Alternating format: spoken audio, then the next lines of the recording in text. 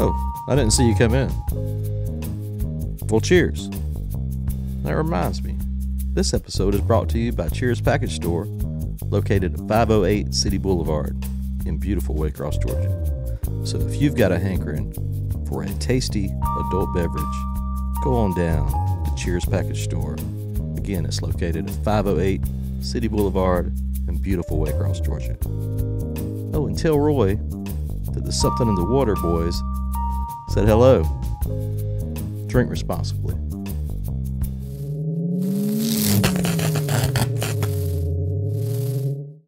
Unknown Henson bends down and he don't even have the mic up to his. He's on the stage. I'm standing on the floor, but he's like just in my ear, like, "Well, what are you?" I said, "I'm a prophet." I said, "I'm Jesus," and he said, "Boy, they're gonna tear you apart. It's your Lord and Savior." Like into the microphone, and everybody starts going boo. And I'm like, man, this is weird. You're booing Jesus. Jesus, you ruined my life. And I said, whoa, hang on, buddy.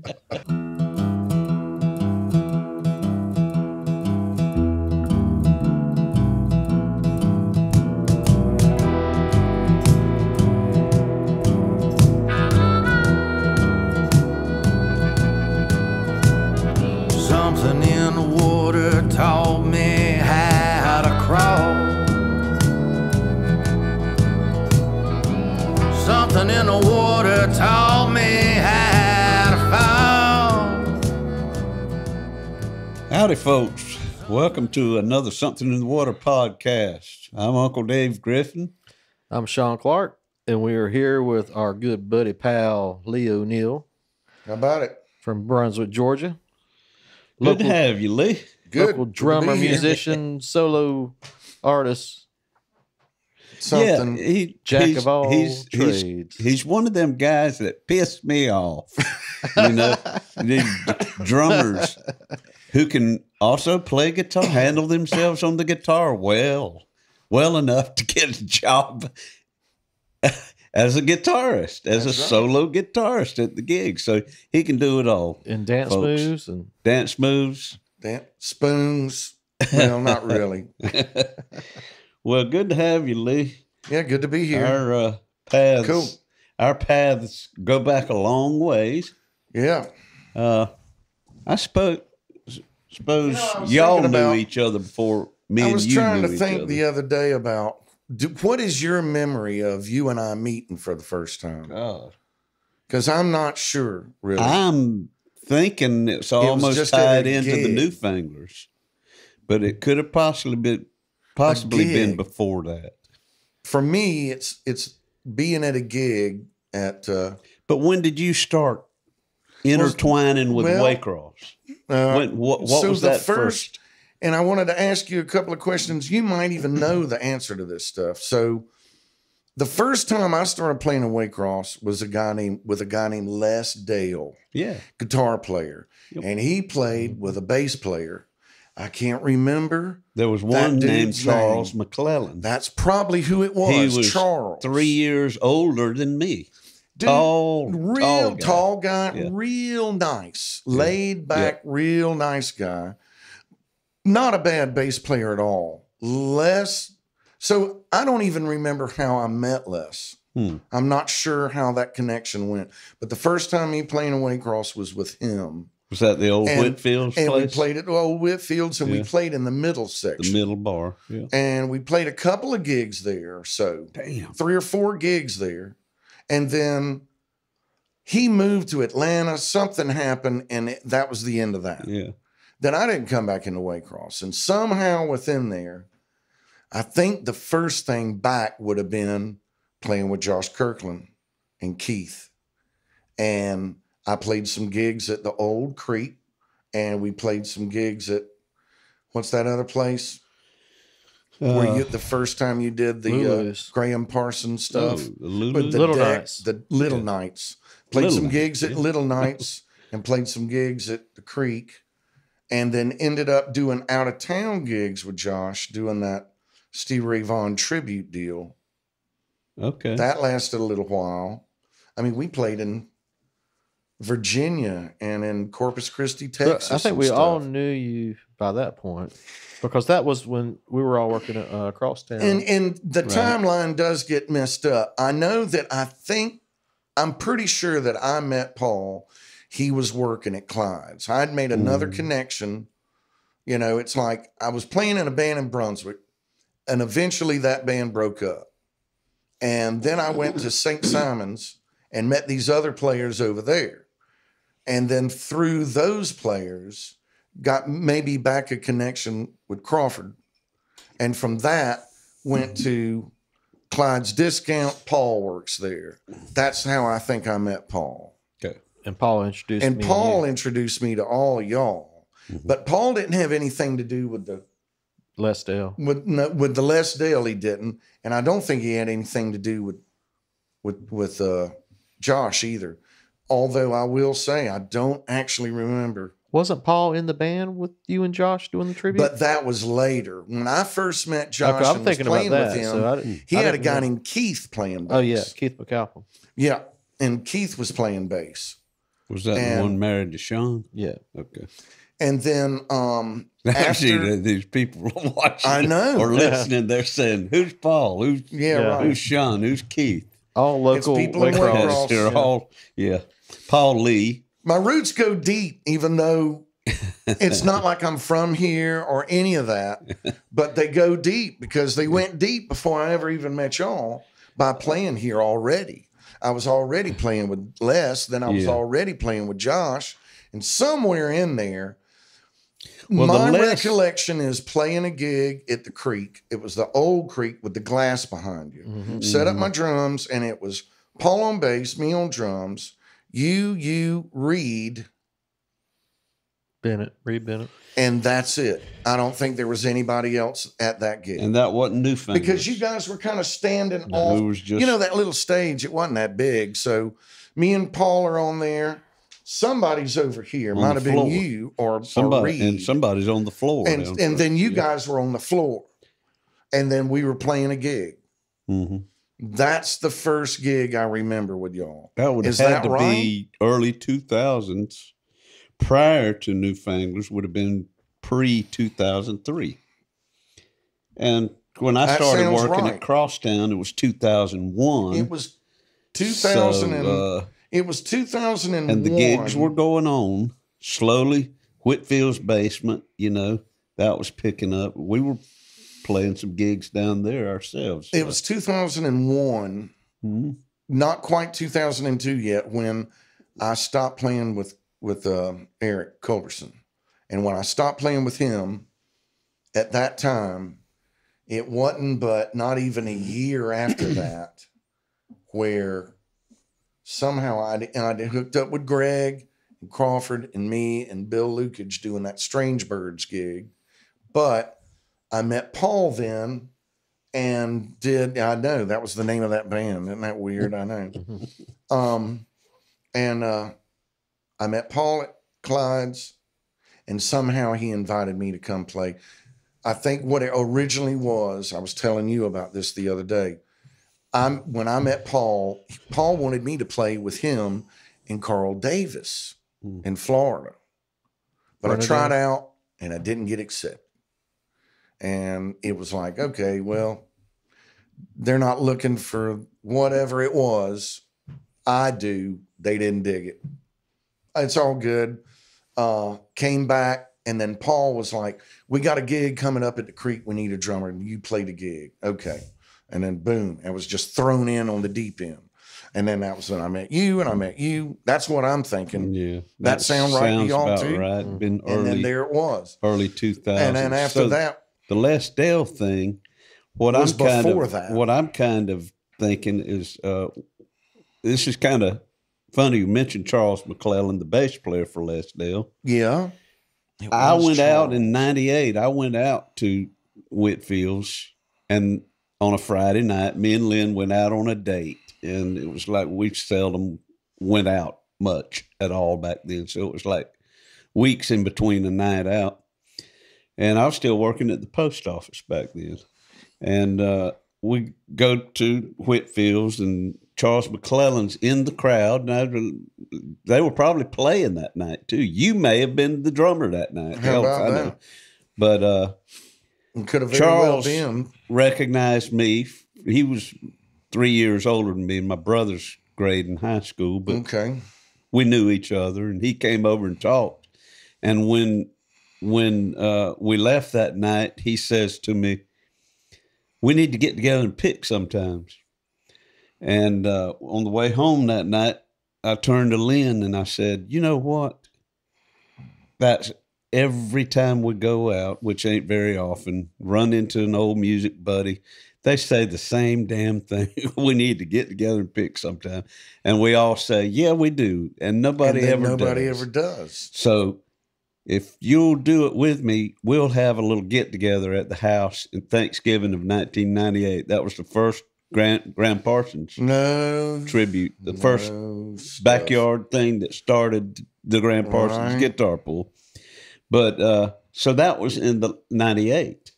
So it would have been the late 90s when you played with Les. Because even though I was still playing with Eric, I was playing with Greg Hester, and I was playing. And when did you do the Eric Culberson thing? That started in 95. Oh, okay. And so went 95, 96, 97, 98, 99, 2001, 2000, somewhere in there is when it ended. And y'all traveled a lot. Oh, we went from Buffalo, New York was the north we went.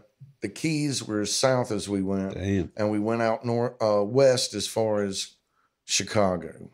Right. And that was a lot of traveling. That was road a little bit of boot camp stuff, you know. Pull your mic in a little closer to you there. Okay. There you go. Download. Better? Cool. A little bit of boot camp music stuff, no doubt. Paying your dues. Absolutely. You know, you start playing, I started playing my instrument, started playing drums around 7th grade or something like that. Never had an interest before. Went by the music department, heard it, went, yep, I can do that. And then couldn't, but learned how to. And then that led to 4 years of high school. And then right after that, it wasn't too long after high school is when I met, Eric? No, I met Steve Holland, the Molly Hatchet dude. Oh, okay. And they went up to Boston and said, "We're going to call you in a year and get you to come up and play drums with us." And I said, "You're going to Boston. There's 100 million drummers there. Berklee School of Music is in Boston. So they're going to find a drummer. Forget it." Well, you must have been pretty damn good. Well, for Molly Hatchet to be telling you they called me back that year and said, "Okay, we're going to fly you up here." This is so funny. Life story stuff.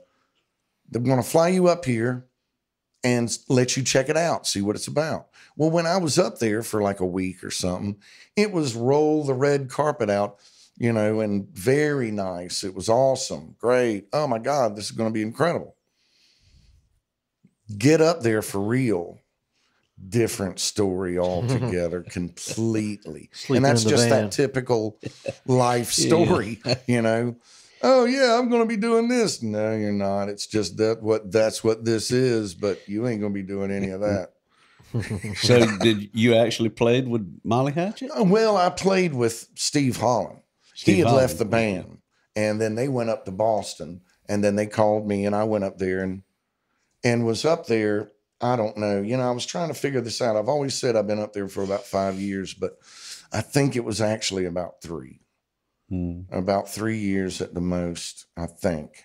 And after that, when I came back, that's a whole nother story. But when I got back, I started kind of wanting to get with the band that I'd used to play with. The first band I started playing with, when I got back, but they already had another drummer. So I was like, okay, well, I went to a practice and saw them and all, but then they wanted to play like what they had been doing. And it was kind of a weird scene a little bit. It was like, okay, yeah, y'all need to carry on. And somewhere in there, we might have played again, but it didn't last. Somewhere in there, I went to St. Simon's and started playing with musicians over there.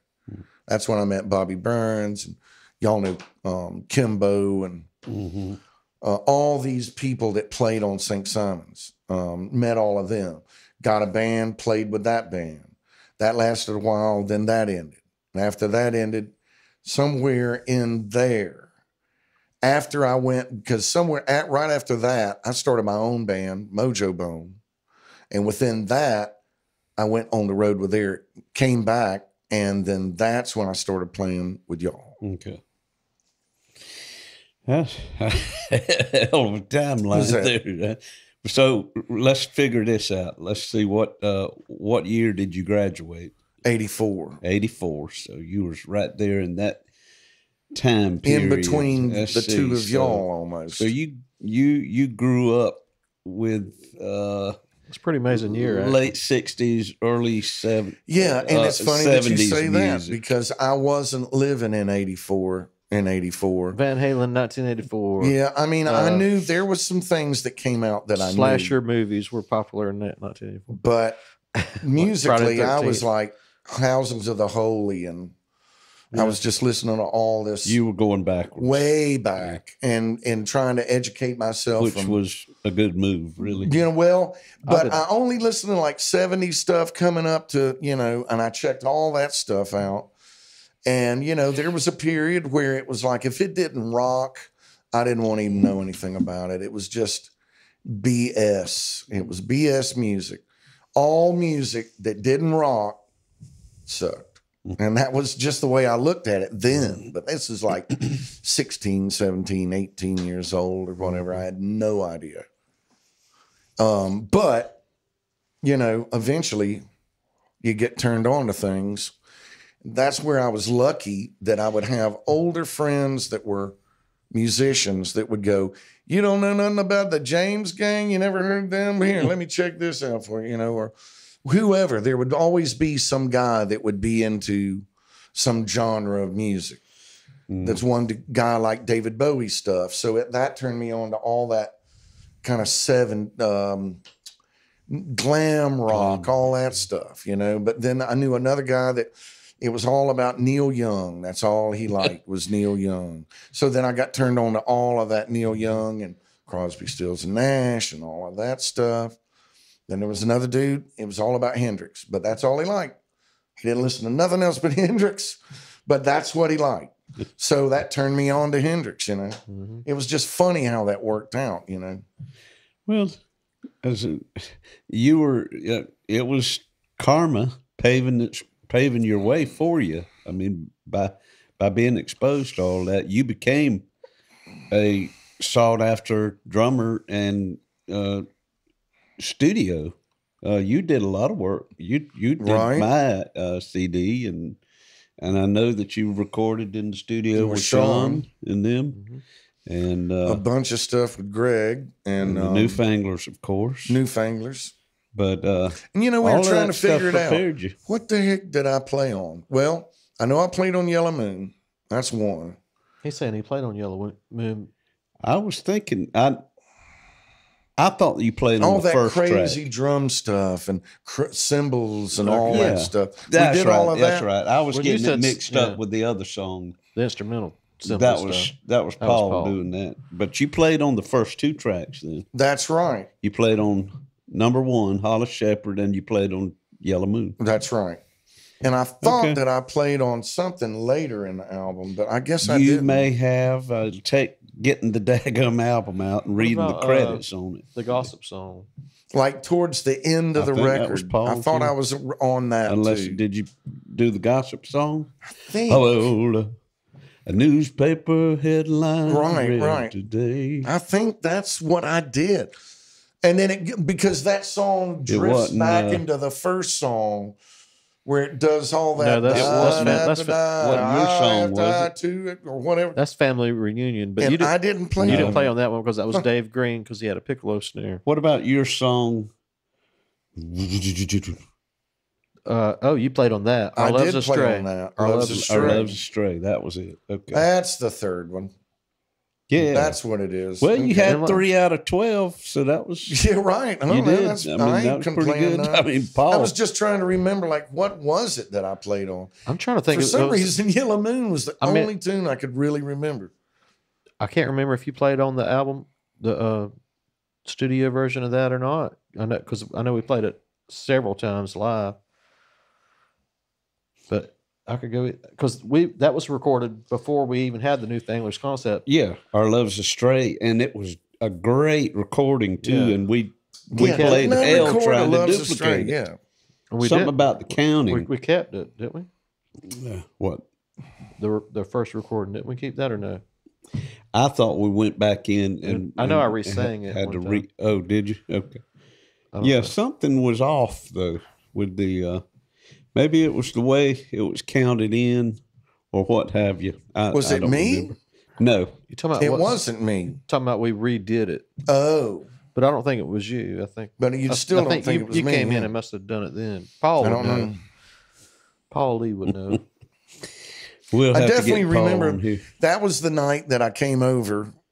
I definitely recorded Yellow Moon that night. Mm-hmm. I think I might have went ahead and laid down the Hollis Shepherd tune that night. Possible. In that recording night, Mm-hmm. I had that Unknown Henson album that y'all didn't know nothing about. Yeah. It And turned us I went, on. after we recorded all that stuff, we Yeah, good, that's we right. good, we got it recorded. Okay, I got something here for y'all.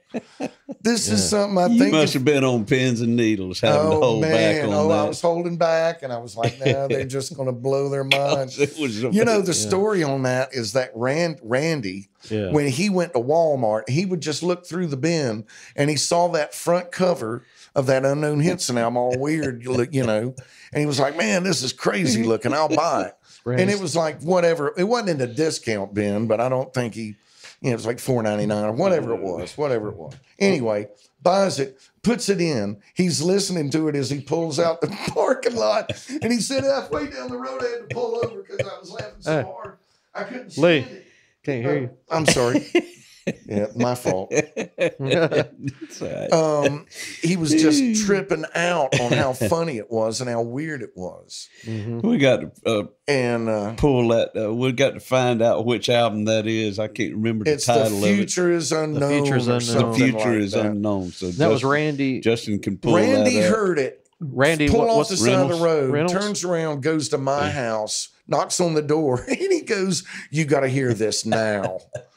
And that's all he said. And I went, "Okay, it's that important. Come on in." We went straight up to the stereo room, put it in. We're up there howling, just howling at that. What's that first line? I ain't afraid of your husband, baby. I'm coming over tonight. It's like That's right what off the comedy. bat. That's what comedy will do.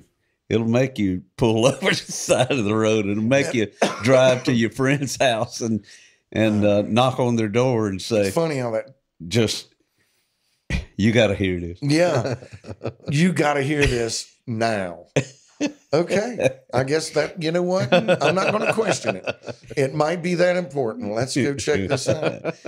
And we were up there for an hour. I mean, I was howling. I couldn't believe. Well, the same thing happened to us when you. Yeah, when I turned it brought on to y'all. to us, Oh, it was man. like I knew it was going to happen because I knew it we happened were to me. dying. We were dying back there. It was just like, what the hell? Where did this come from? And for anybody that don't know about Unknown Henson, you just need to Google him, check him out. Well, he's no longer. He stepped in it. It kind of got into a little trouble Yeah, he and got in a stuff. bunch of trouble. Oh, really? But that first This is album's a good album. He got canceled. cancel culture. Yep. He come out and said some stuff. He was out there on the edge. Said some stuff about Dolly Parton, and that's just something you do not. The queen of country 'Cause music. He lost Ladies his and gentlemen, music Dolly career. Parton. He lost all of his sponsors. He lost his Adult Swim Squidbillies show where Wow. he was the voice. He lost Yeah. everything. Sponsorship for guitars and cases and amps and different stuff. And now he's trying to be this other character. Veg MacArthur or something. Artful. Artful. That's but it's a play on Paul McCartney somehow. Wow. About being vegetarian. That's it. That's the album. When Randy saw that, he went, "You know what? I'm buying this. I'm gonna go out on a limb here. That's right. I'm gonna buy this." And before he could make it to his house, he came to mine. Yeah. Well, the guy, this was his alter ego. Of course, he was a brilliant session guitar player. Yeah. He was in Billy Bob Thornton's band. North Carolina or South Carolina? North Carolina. Danny somebody or was his Baker. Danny Baker. Daniel Baker. Danny Stewart Baker. Yeah. That's it. And he just adopted this persona. And pretty funny. And it carried him for a few years. We met him. Yeah. That's right. I helped him roll his equipment in the Hummingbird. That was the gig that you won the talent contest or the Tom Petty thing. He fell onto the stage and over his amp. Dressed up like Tom Petty. My top hat head hit the hard stage floor. Top hat head on a hard stage floor. I just leaned up against what I thought was a wall behind me. It was just nothing but a flimsy stage I curtain. didn't know this. Yeah, I leaned up. We were having a conversation in that little hallway. No. And I leaned backwards and went all the way down. I'm watching from the front. And all of a sudden, I see Dave fall onto the stage. Like, oh, no. They look like they could have just started kicking you in the head. No, the drummer was up there. He probably just looked down there and didn't miss a beat. He said, what the hell? I saw Unknown turn around like. And that was the night that I was praying to God in the back. Were you outside? There? You were there. He left early. That whole weekend, I ended up. I just, me and Ty and Scotty would get into this thing where we're trying to do that. that Smokey and the Bandit tune, but then sing all these different songs to those lyrics. Yeah, singing different songs. Singing. So we're doing Billy Joel, and we're doing Stairway to Heaven, and we're doing all these things and drinking all afternoon and laughing and doing all this. And then now it's time to go down there and have that night, with the talent contest. Mm-hmm. Did we play that night? We played the night before. Okay, that's what it was. We played the night before, and then it was the talent contest the next night. Yeah, we all stayed over. Everybody dressed up. Of course, I didn't. I hate Halloween, folks. Anyway, so everybody, you were dressed up like Jesus, and I didn't plan on dressing like Jesus. I just went to the mall in Macon, where we were, and Spencer's. That's what you just did. And that was like, there's Jesus. Well, I guess there's Jesus hanging on the wall. I guess I'll just use it was like that. the last one left. I mean, there was no more costumes. So I ended up being Jesus, but, I'm a little chunky. So they were calling me Jerry Garcia. Who are you? Yeah. Unknown Henson bends down and he don't even have the mic up to his, he's on the stage. I'm standing on the floor, but he's like, just in my ear, like, well, what are you? I said, I'm a prophet. I said, I'm Jesus. And he said, boy, they're going to tear you apart. It's your Lord and Savior. Like into the microphone. And everybody starts going, boo. I'm like, man, this is weird. You're booing Jesus. Jesus, you ruined my life. And I said, whoa, hang on, buddy. I swear to Peace God. be unto you. Yeah. I didn't expect this reaction. Weekend, boy. I expected people to get mad that I was dressed up like Jesus, but not for that. One of them reason. off the chain weekends. Yeah. And we had many of those. Oh, yeah, we did. And that was definitely one of the weekends right there. There was a lot of sub stories going on while the main story was going on. It was on a lot of these little branch out stories. Oh, by the way, did you know that this person and that person and they fell on the ground or something happened here and blood, their car is stitches, gone and all these little subplots. So and so to put just one beer evening. bottle. Kneecap. Or one weekend. So and so's girlfriend put a cigarette out on their chest. This guy comes out. We know who they are, and I shouldn't say that. backpedaling now. Take a beer bottle and break somebody's leg. Somebody was dressed up as a pirate. Where's the bass player? His girlfriend He'll was be not, here. It wasn't good. He's riding his motorcycle a lot up of subplots going on. Wow. But that was one of them weekends. Newfanglers in Macon. Yeah. And we did a lot of those gigs. A lot of those gigs. One night, remember, we had one motel room. Oh. And there was 13 people, I was sure, or more. But a bunch of people came up from Waycross to support us that night, but none of them have a place to stay. Yeah. I thought y'all was putting us up. So we said, well, come on in the room. They ain't but 2 double beds, but we'll make do. And there was people all over the floor. All over the floor. I mean, you could not on top walk. of each other. I remember. You couldn't get up out the to the bed if you were bathroom. lucky enough to get in the bed to get out and not step on somebody on the floor all the way to the bathroom. Yeah, it was like, all the way to the bathroom. Yeah, it was like a sea of people. Yep. Yeah. Yeah. One motel room. I mean, I don't even know how that was the best Western on Riverside. And 8 of them snoring. Remember Scotty those certainly rooms, was. if you were real quiet, they would just creak all night long. Creak, creak, creak, creak, creak, creak. It never ended. It's like, man, what in the hell? It's like torture. You couldn't take your mind off of it. I mean, I guess you could get in a state where you could take your mind off of it. You just pass out. But creek and the back porch lounge there in the Best Western, we closed that place down. We got almost in trouble. I mean, after the Hummingbird closed down, we'd go back there, and that place would be open at 4 a.m. Yeah, it was weird that they were open that late. It was weird. I never even thought about it. It was both fortunate and unfortunate all at the same time. All fortunate and unfortunate all at the same time. Well, it was like some good trips up there. We're like, yeah, it's a good time. Then we're like, oh man, y'all don't know what y'all are in for. It's daylight. We got to drive home. Of course, Macon being the rich town that it is, as far as musical heritage and all, we wound up at Rose Hill Cemetery. I know several times when we'd play up there, visiting the Allman Brothers' graves and H&H Restaurant. Absolutely, it's good times. Good times. Macon was a good gig for as long as it lasted. It was a good gig, and I played there with a lot of different people because I played there with you guys. I played there with Greg. I know there was a gig that I played with y'all, but it wasn't necessarily Newfanglers. We played there at Jack Cadillac all the time. I know we did that, and I know I played with Chris there. Probably Carburetors. Carburetors, but with you.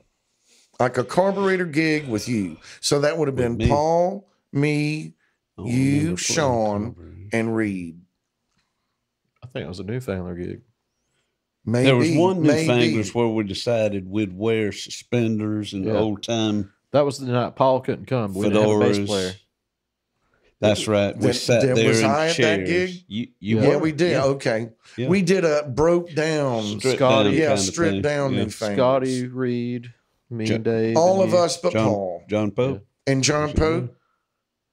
Sometimes he was there and sometimes he wasn't. I don't think he was there at this one. Not at that one. Sometimes he was there and sometimes he wasn't. I remember I got a picture of me and Reed and you standing off stage there with our, it looked like we're throwback to the 30s. That's great. 20s or 30s. I love that look. Mm-hmm. Yeah, boy.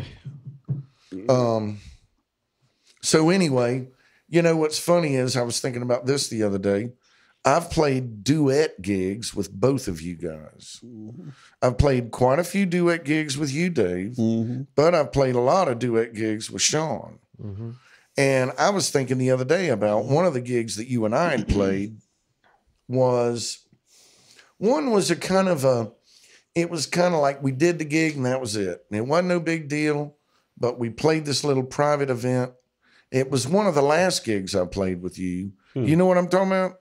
over there at the fairgrounds, Oh, but yeah. we were inside That's right. the Exchange building Club. in that room in there. Yeah. And there was somebody's birthday Who or was that an for? anniversary, or there was something because there was food and stuff there, and we were the entertainment. And I'm thinking it might have been a buddy of mine's birthday or no, I played his retirement party by myself, but this was me and you That's right. that did that. It might have been the same guy. We just played his 50th birthday or something like that. Yeah, I guess so. Yeah, but I'll tell you one that stands out in my mind was the night that you came to Tipsy's. The night you and I played at Tipsy's. Yep. And you had your little stripped down setup going right there with Just your hi-hat, drums. snare drum, and bass And drum. I sat in a chair to your right. That's And right. we just went at it. And you said, play nothing but originals. And I said, I can't do that. I'm scared. Yeah, you can. Scared. Yeah, you can. He kept I got your back. He I got your back. And that Next was thing the you know, funnest- these people on the bar sat down at the table and they're just staring at you. They're watching you more than me, and they're listening to the songs. And we took a break, and they came up to me because they knew me and were going, "Man, who is this guy? What the hell is it?" You know, because Yeah, it you must should have been play one of the your first originals. gigs you played at Tipsy's. I don't But know, it was but a great it was gig. damn fun. And at the end of it all, it was like, wow, that was great. That was It fun. It was. was all original, and it's just it's a hard line for me to cross over for some reason. I have this mental block in my head that originals are not what the people are there for. Yeah. That kind of deal, you know. They don't know what they're It's there stupid. It's stupid of me to They even have that don't thing, know but, what they're there. And Don't- but you know what? don't give them though, what they Dave? want, give them what they it's need. not like that's no. I mean, Give them what they need, Dave. They need That's- that stuff. And they that's don't our need. motto here on Something in the Water podcast. Don't is give them what they want. need. Don't be the hero they want. Be the hero they that need. they need. There is a difference, and I love that. Absolutely. You know, Yeah. you guys with the original music, when I started playing over here, that's the stuff that kind of like, you know, okay, so anybody can play. Why would I go to Waycross to play with some guys that I could play the same music in Brunswick almost? Right. It was because everybody was, well, Josh Kirkland's an incredible guitar player. Les Dell was a great guitar player. Oh my God, that guy. He had a tone that was that chime, that Strat chime, whatever tone. It was very good. Excellent guitar playing. And I was like, you know, there's something going on, but I'm going to stick my toe in the water instead of jumping in the deep end because I don't know what I'm dealing with. I don't know these people until I met Paul. That changed everything because me and Paul got along immediately. When in my memory, meeting him at Clyde's, we just got along. It was like kindred spirit, same sense of humor, totally get it, total bullshit. You know, we just laughing and joking and cutting up, and through that became friends. Through that became and turned me on to y'all again with the fact that once I met y'all and then we started playing together, there was so many different little things that came out of all of that, including Jack Cadillac and the Carburetors. And the Carburetors, the thing that was cool about that was that it was kind of a free-for-all with you and Paul, me, Reed, and John. That would be the ultimate Carburetor band. I was And never there were into gigs where we carburetors, played I that. think what he's, Dave, you would show up at these. You would Carburetor show up gigs and you play, would end and up- maybe you would weren't be- in the band, You would but be, you were yeah. you would get up definitely there and play. there. Sure, yeah. Yeah, that was when And things was you a would be little more sitting in random. with half the damn songs we're doing, Yeah, yeah. you know. So I guess it was kind of like you were playing with us that Yeah. night. But free for all stuff. By the way, there's some people out there that's got recordings of that stuff. I got some on a crashed computer. I got to get off of there. But yeah, There's some two guys out there Corey's- that's got some recordings of that computer. stuff. my computer. Your computer. Corey's got an old Yamaha, similar to the one that we recorded. Oh, you're talking about a console. I'm talking about an actual desktop computer. Oh yeah, that's right. Yeah, but Corey's got the same model that we recorded Newfanglers on, with issues. That's got a lot of old back stuff, and there's probably more people than. I'm than telling that. you, I know Yeah. 2 people right now that Really? definitely have Call 'em out. recordings of those. Call them out right now. Well, Chad, Wonky. yeah, definitely he's Mulkey? got recordings. Wow. And so Larry. does Larry Osborne. Larry. Okay. Yeah, and Larry Because they set probably up those recorders. Larry's you know. probably got his right there where Yeah. he can. He was always recording with that little Zoom. Yeah, I don't remember. I do remember the Zoom. I do remember that now that I think about it. That's like that Archives. first generation stuff or whatever, right when that stuff kind of came out. But definitely recording. You know, I know Matt Williams. has Mini got- disc and stuff. I was in a think. band with Matt where we did a lot of Grateful Dead stuff. It was kind of a Grateful Dead tribute band. And he set up some recordings. But I also remember that it was always, when he'd go back and listen to it, something would be a lot louder than something else. Or, you know, I was singing off key, or somebody was singing, you know, whatever was going on at these moments. So you'd like, you don't want to release that because you're embarrassed. You don't want to hear, everybody wants to hear that. So, but you never know about live recordings. I know that there's some stuff that we did. I remember me and Paul making these $5 bets who was going to be going into reggae before the person was going to go into reggae. Is it going to be you? Is it going to be me? I'll bet you $5.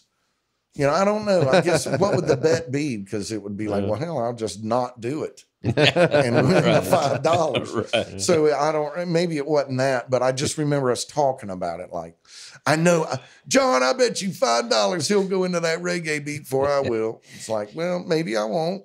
I don't know.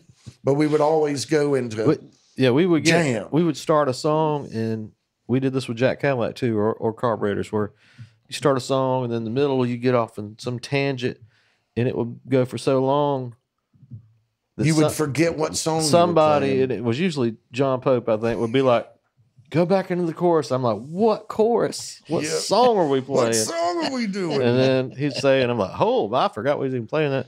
And then go back into it and end the song.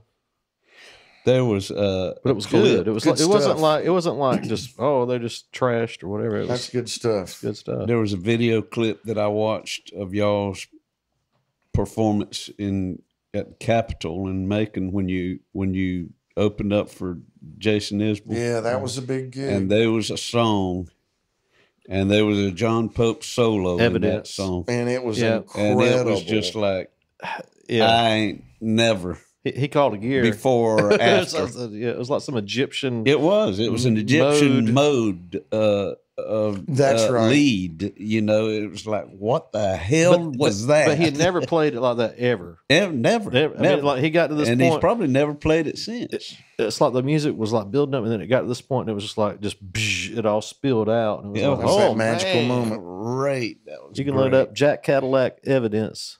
Yeah. And on that's YouTube. still out there. It's on YouTube. Oh man, I got to rewatch that. Black and white. Maybe we can get it up on this Yeah, you can pull it up. And this program for a And that was an incredible song gig. break. yeah, we had a pretty good gig that night. We were on top of the world. We were on top of it. We were very, boy. very tight. Yeah. It was a good gig. There is somewhere almost a complete performance of that gig. Yeah, I remember. I don't know. Yeah. Probably some of the Waycross people. Somebody Musical recorded it. Mystery number 52. Where is that Jack Well, who Cadillac recorded that gig? segment? Jimmy Stratton did the Stratton. two videos that are on Okay. YouTube. Okay. But there was somebody recorded with a mini disc or a Zoom or something. There's video and audio recordings of all of that. I remember it being real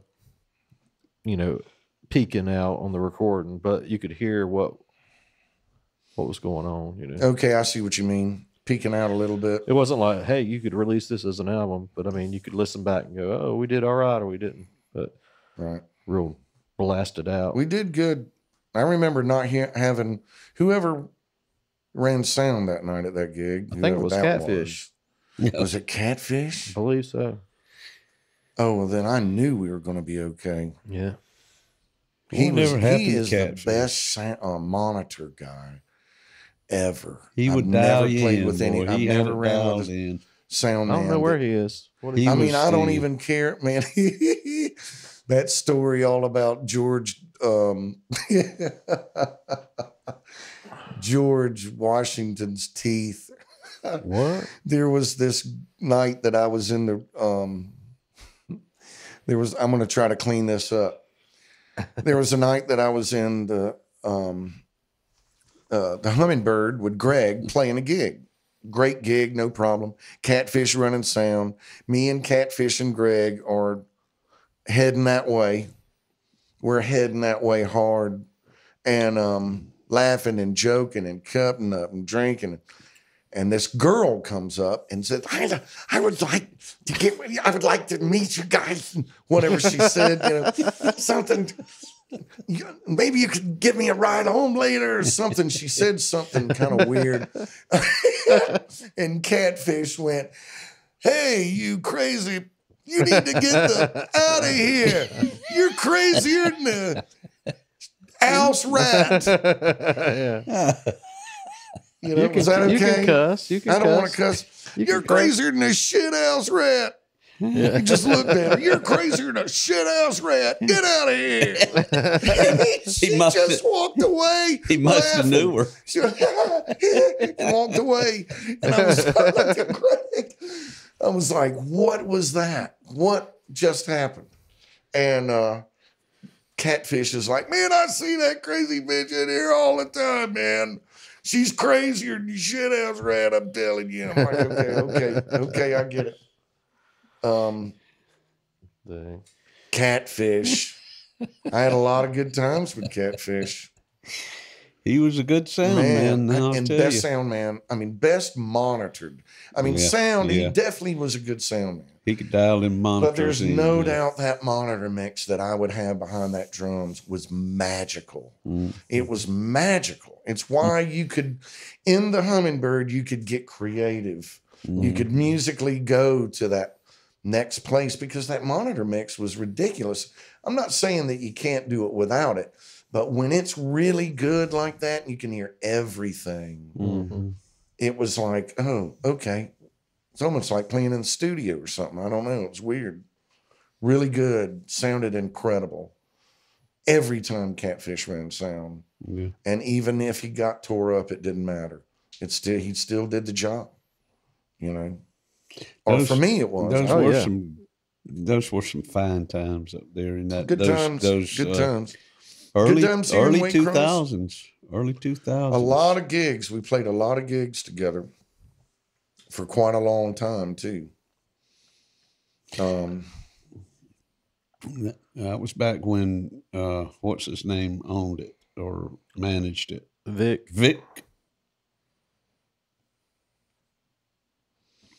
Oh, damn! What was Vic's last name? Wow! All of a sudden, yeah. If you would have never told me, I know it's like just because I'm trying to think about it. If you never told me, I would have told you. Anyhow, wow! I cannot think of Vic's name. I remember that restaurant when we first started playing there. That restaurant across the street had the greatest sweet tea. Oh my God! The Mexican place. Yeah, the Mexican. That restaurant? Sweet tea was. I don't, it's only sweet tea. What the hell am I talking about? But man, it was that good. It was that good. That was the first time I put limes in sweet tea too. They did the lime thing. That's a different ball game than lemons, folks. It's a different ball game completely. But yeah, going there, going to that restaurant, eating, going back to the club, shoot a few shots, few beers, let's go, boom, get on stage, bam. And then wind up at the Best Western for the after party and Carrying on. Good stuff. Breakfast in the morning. Yeah. Oh, that was where I ended up writing that song the next day when we went to Longhorns.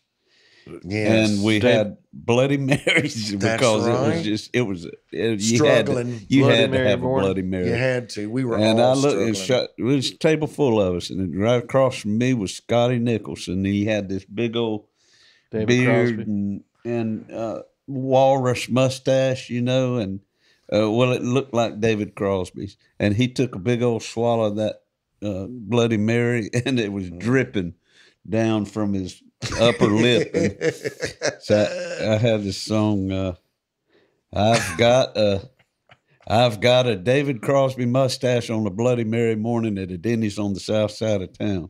And that one line came from that visual, And but the song talks about the Newfanglers gigs in Macon. Okay.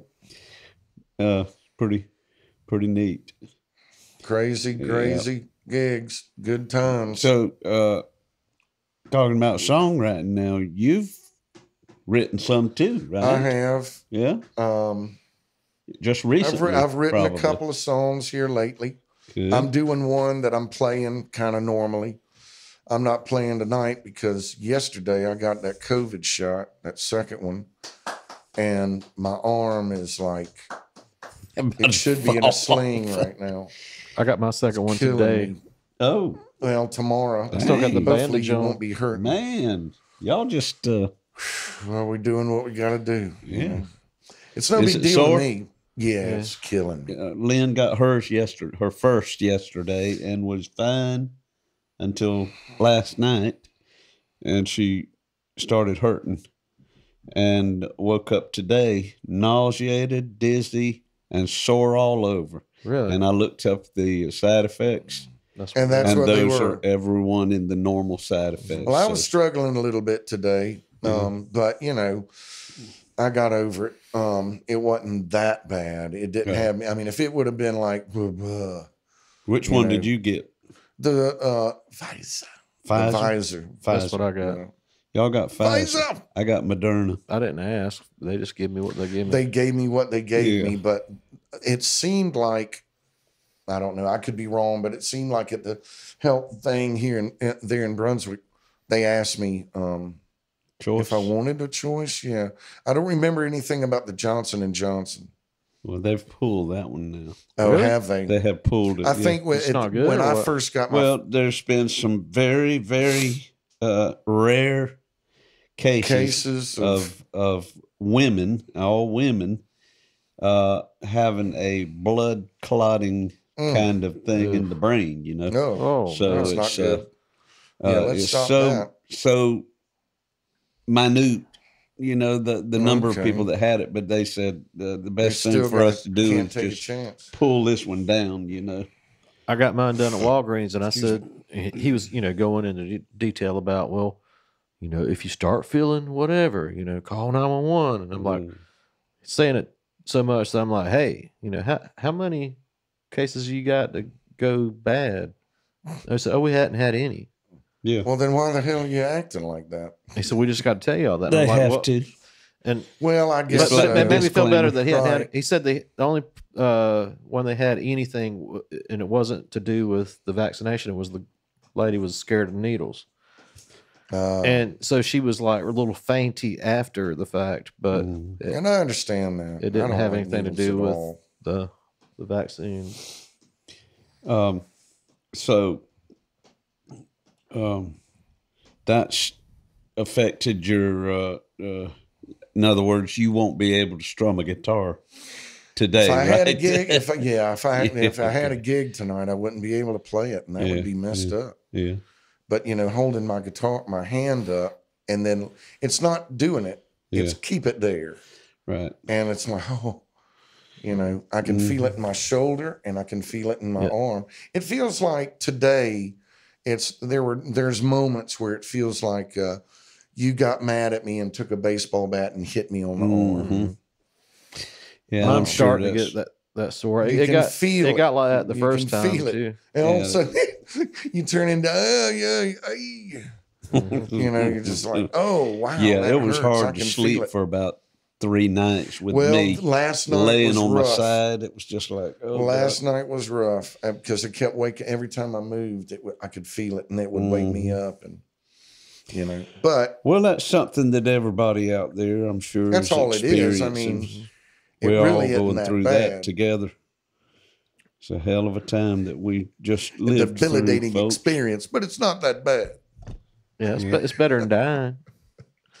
That's exactly or right. killing So you. how'd I mean, your, whatever uh, we need, whatever you need to do, let's just go ahead How'd and your do it and be done with it. situation go with the pandemic? You,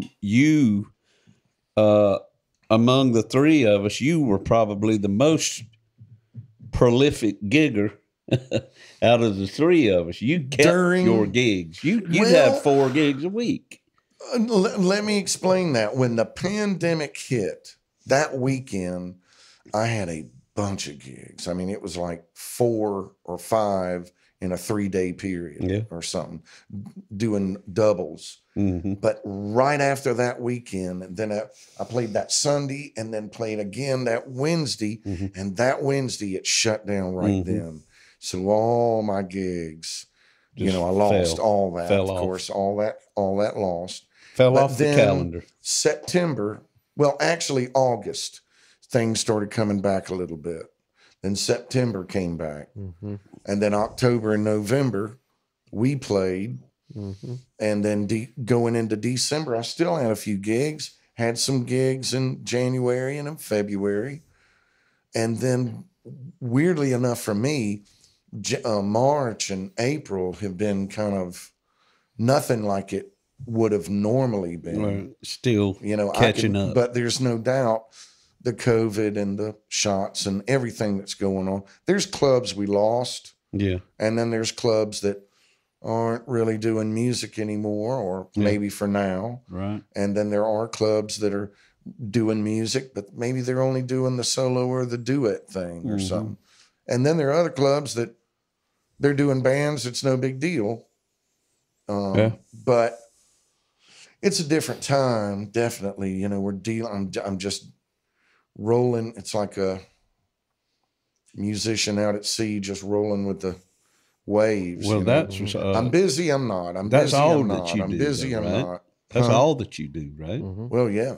That was your only job. So that started back in. Were you able to connect with the federal?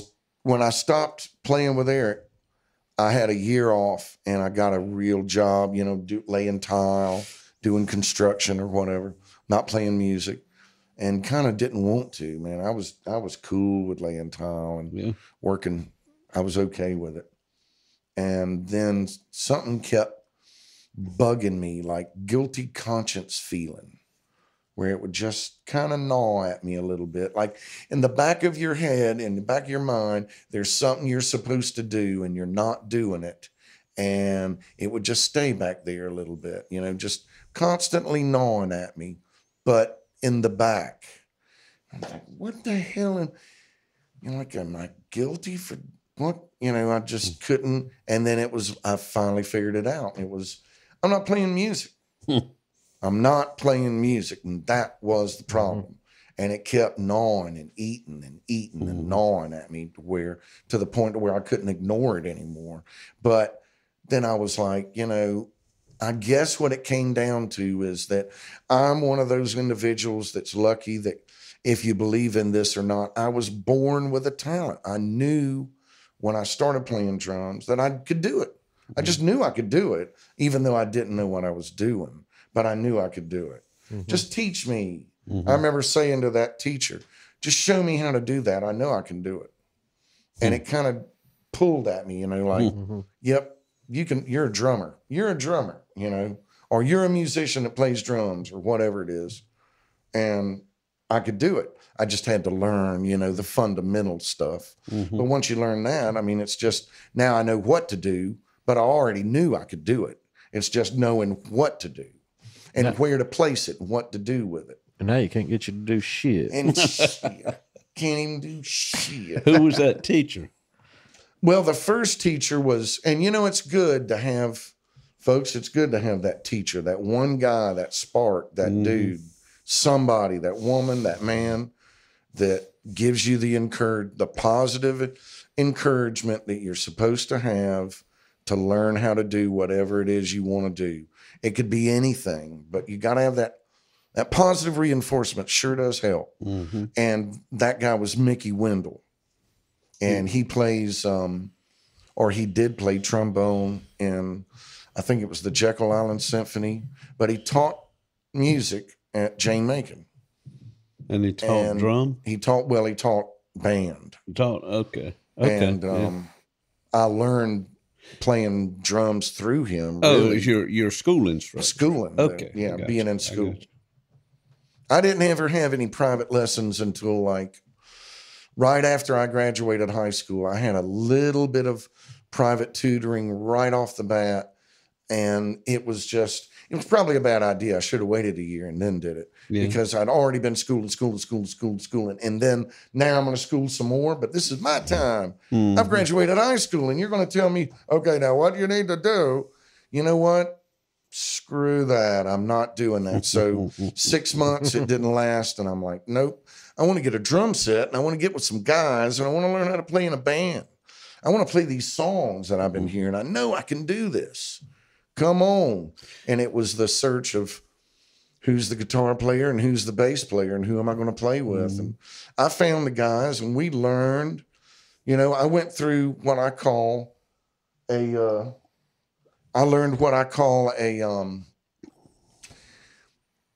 my Hamburg.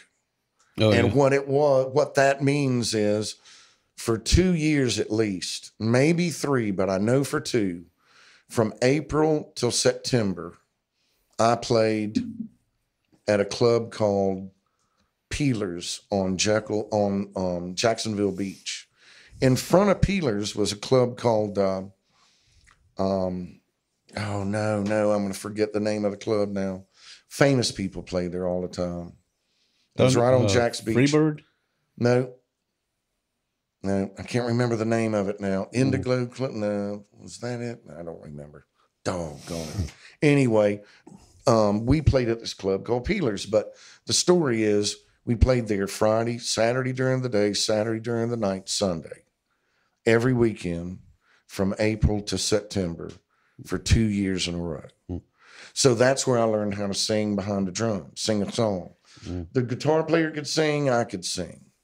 And the way we did it at the beginning was, well, he'd sing one and I'd sing one, and he'd sing one and I'd sing one. So to try to split it up or whatever, Every now and then you were like, okay, you know what? I can do 2 in a row, and then you do one. I'll give you, and you take a break or whatever. And I remember he having bottles of Listerine on the amp, and he would just be gargling Listerine and spitting it in a cup and then turn around and singing and playing. And because we're just raw now. You started out Friday night, but now it's Sunday. Just shot, burned. And I went from having tender fingers to getting blisters to getting calluses to going back to smooth again. God. It went all the way around. And I would have like duct tape on my fingers, not knowing that when you go to peel it off, it just peels that blister back off. And so it'd just be raw skin all the time.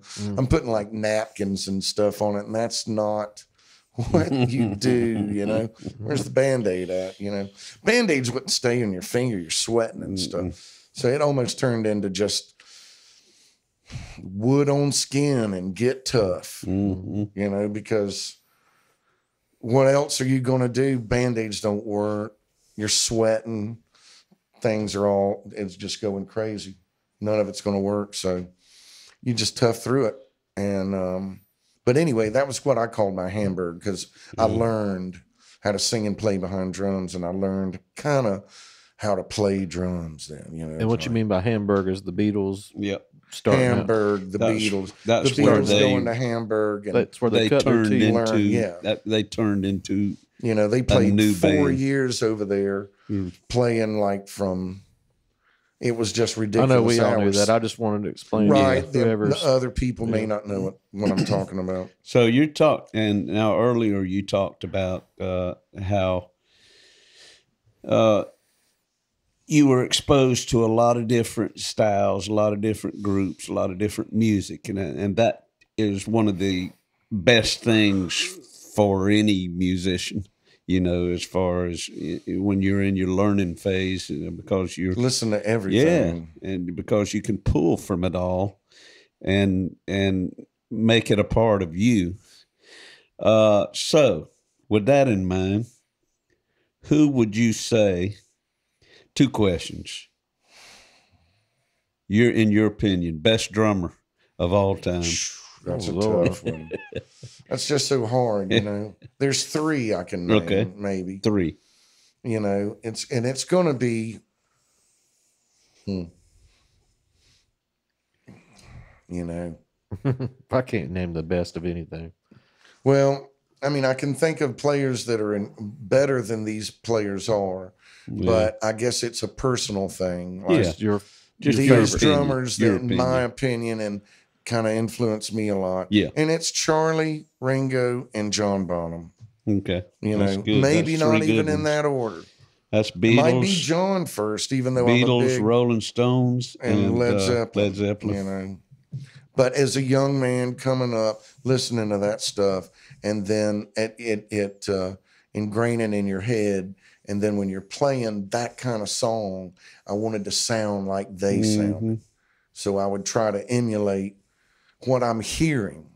Although there were times, especially as a young drummer, listening to myself recording, and in my mind, I thought that I'm just playing the beat, man, playing the beat. And you go back and listen to it, and it's boom, boom, tap, boom, boom, boom, tap, boom, boom, boom, tap, boom, ting, ting, ting, boom, tap, boom, boom, boom, tap, boom, diddle, diddle, diddle, diddle. And it just never ends. And I'm like, shoot me. What are you doing? What is the problem? too busy. Way too much. John. Way too much. You know, it's tough to be a drummer and just play a beat. Yeah. Be consistent, be right, feel the groove, and just play that beat. And that's it. Take the tom away, take the cymbal away, whatever it takes. Just play that beat. Can you do it? I can't. There's a lot of them that cannot do it. And it's a shame because it is just really all you need is the hi-hat, the snare drum, and the bass drum. If you can't make it work with that, then, you know, you need to go back home or, you know, figure it out. It's that Go back to that the ego house. that wants to play all that. You know, who's going to be in Rush? Nobody I know. We're playing all these, restaurants? They're not even any gigs anymore. There's not a place that any of us play that is a bar, and it's just a bar, and that's it. They don't serve food. It's just a bar, a stage and a bar. And it's a nightclub. Gig don't even start till 9 o'clock, 10 o'clock at night. None of us play that anymore. We're all playing restaurants, 1 to 4, 5 to 8. Man, and I love it. Don't get me wrong. I love that. But it doesn't conduce a rock and roll show. Yeah. So you find another way to be able to play music under like those situations. It's kind of like how you do it. Pine Box came about. It was, you know, my songs from Jack Cadillac is what I just originally said. Okay, let's sit the electric down. Let's do the cajon, and it was like let's break it down, stuff down, and still be able to play those songs. Yeah, and then we wrote in that style as well. But you know, it started from it was like axle grease and gasoline. Oh, let's just make it acoustic. And I mean, you still can play the same thing. You can still do the same song. You can just break it down, and it's cool. You know, I wonder if that MTV Unplugged had anything to do with that stuff back then, because I do remember watching that Clapton one and a couple of other ones. Oh my God. I loved every single one of them. By that. Yeah, every single one of them were good. I mean, even bands I didn't like, I was like, I this is still amazing. liked it. Yeah. I think it's getting there out of necessity now. That's exactly right. With the pandemic having a big influence on it. And, 2-piece bands. Then prior to that, you had the guy that moved in on St. Simon's that bitches every time somebody plays it hits a the Brogan's South Mellow Mushroom. There's one over by now it's affecting Palm Coast. Place on the corner. Over by we were playing at Porch and had a guy come up and that's right, an old guy. I thought he was going to have a heart attack, screaming at me. God. And I was like, "Whoa, man! It's 2:00 in the afternoon on a Saturday. God, I'm sorry you can't hear The Price is Right." Golly, man. You could just ask, hey, what's going on here? We weren't even that loud. It was just like, come on, man. We're just two guys in the courtyard out here. But that's affecting. What in the world is going on out here? I worked my whole life to move to the center of attention. And like, you're going to move to the village? Yeah. Right at the pier. Yeah. Where if you got this much money, you go down the road a little bit. Live in the busiest part of the island. Get on down the road a little bit. I won't quiet. Since I moved over here, they're all going to shut down. That's what's happening. I don't know what this guy's name is, but Lord, if we did, it'd be good to get him on this podcast. I think there's more than one. I think there's an army of them down there. Yeah, there's probably several. Well, let's take a little break and we'll come right back. I need to get a drink, and we'll be right back, folks, with Lee O'Neill. Something in my brain won't let me stray. Something in my veins gonna find its way. Something in the water taught me how to pray.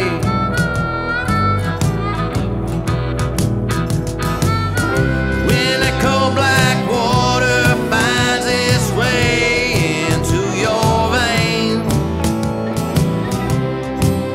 you'll never be the same.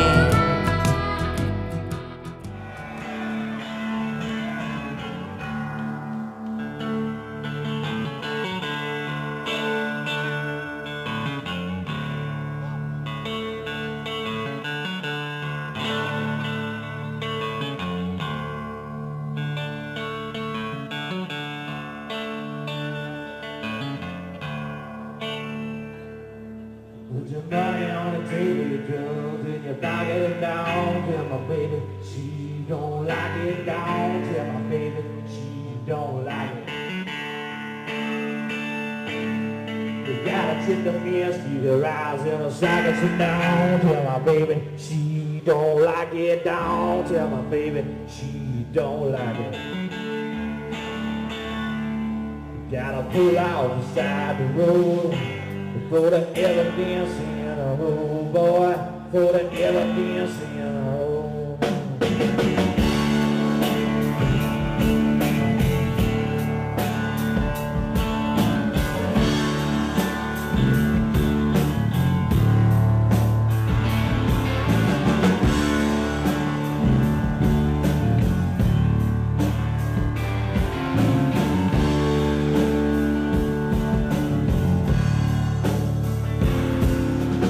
Get out of the business, we were falling down.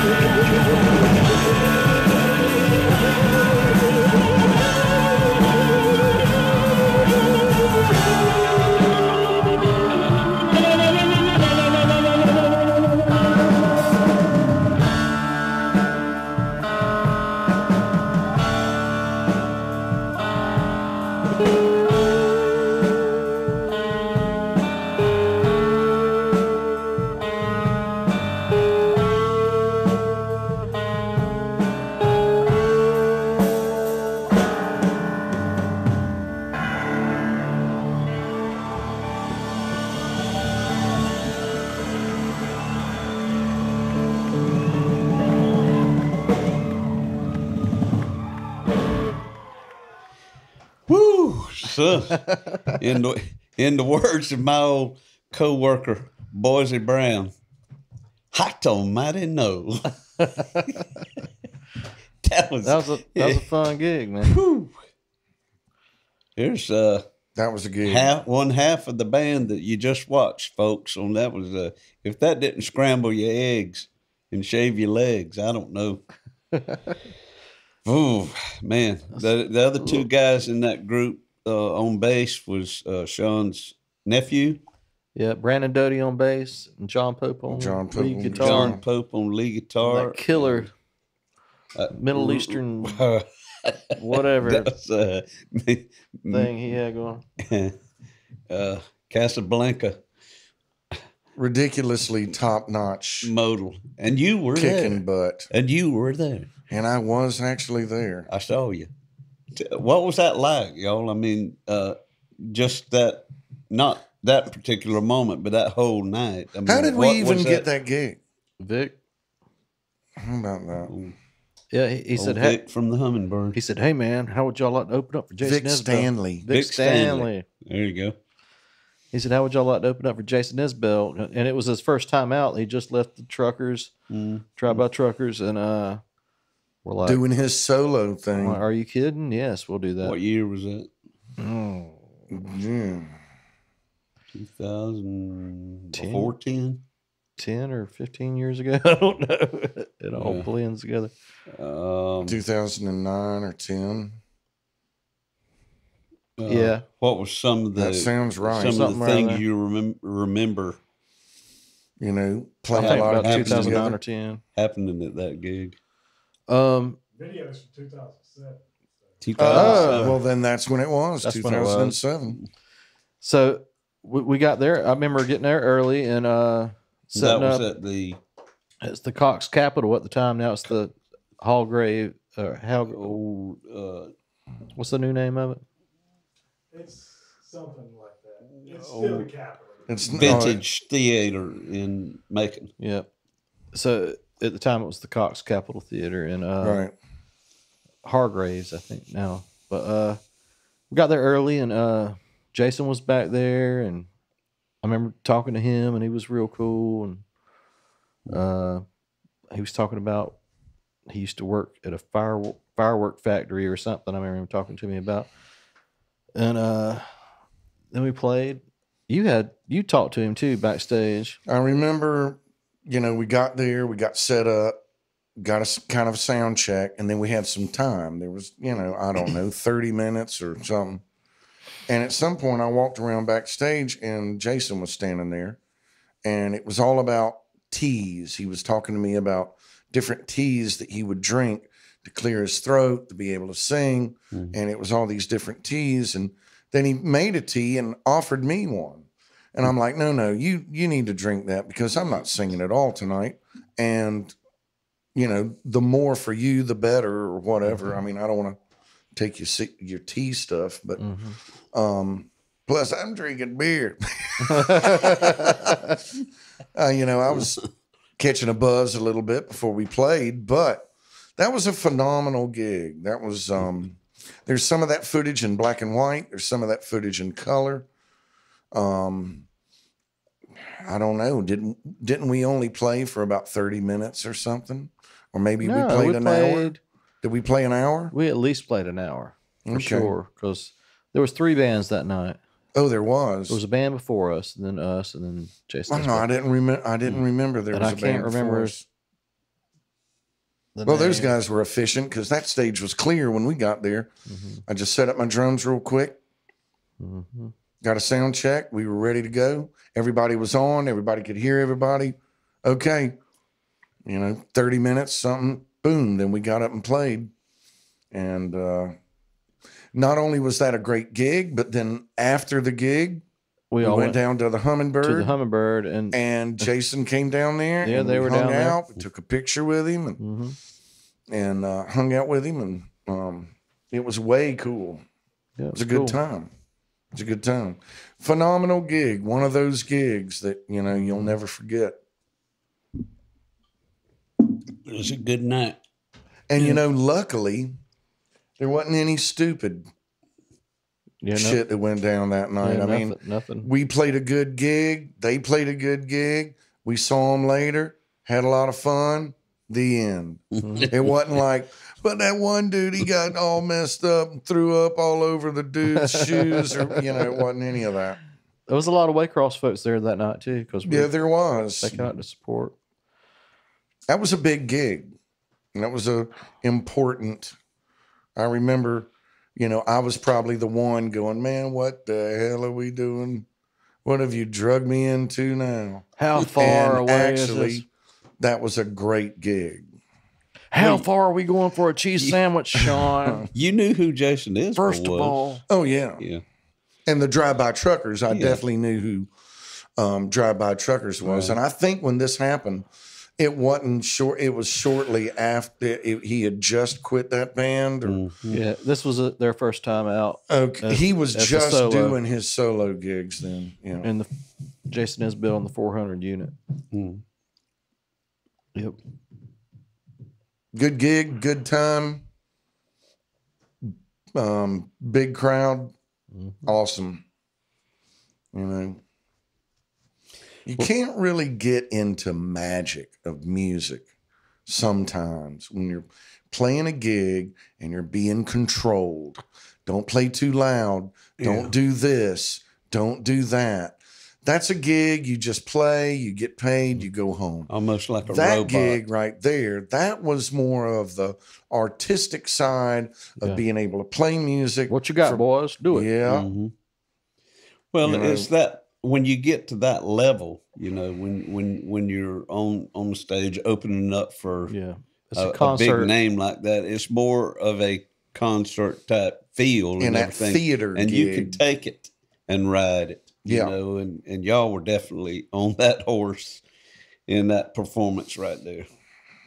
That was, you could sense, you could feel it, you could hear, you could see it. Luckily, the magic. By the time we played that gig, we had already had so many gigs under our belt that we were able to not be nervous.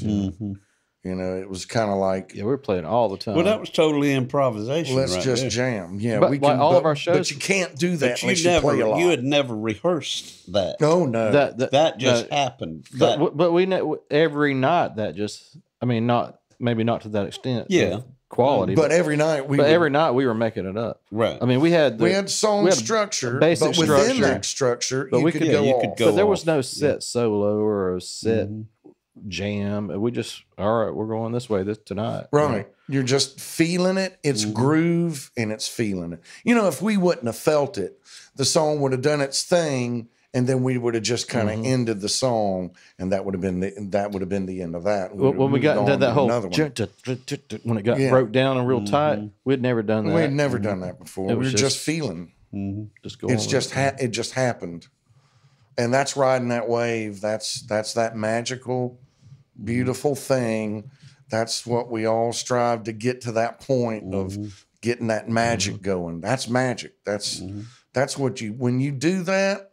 That's the stuff right there. That's what you're wanting to do. That's what you play for. Sadly enough, there's that's the thing about that, when you're playing for a living, there's gigs that you play that I kind of call it like mowing grass. You're just mowing the lawn. You do the job, the best of your ability, you get paid, and you go home. That's just the way that gig is. But don't let it upset you. You're working. So shut up, play the gig, do the thing, go home. And then boom. Then there's other gigs where you get to creep into the cool stuff. You get to jam a little bit. Those are the gifts. And and that's what you're playing for, What about the me and you playing the creek back in the day? When nobody would be listening to us and stuff. Oh, man. And you and I were talking about this just recently. You turn your back on the audience. Yeah, that was great. So we're playing this gig at the Creek. Me and Sean have been playing with the Jack Cadillac, but John and Brandon went to college, and I'm coming in from Brunswick. Me and Sean still want to play So we were in Jack Cadillac, but we started the Black Jacks as like a Jack Cadillac light. That's kind of like Jack Cadillac 2-piece. Yeah. Not going to be the same, but could be just as good or different. You know, it's just Play it the was same just the two songs, of just us. do it without the sprinkles. And sprinkling in songs that we didn't really do with Jack Cadillac. Maybe Yeah. maybe they were more of an acoustic natured kind of thing. So we did that.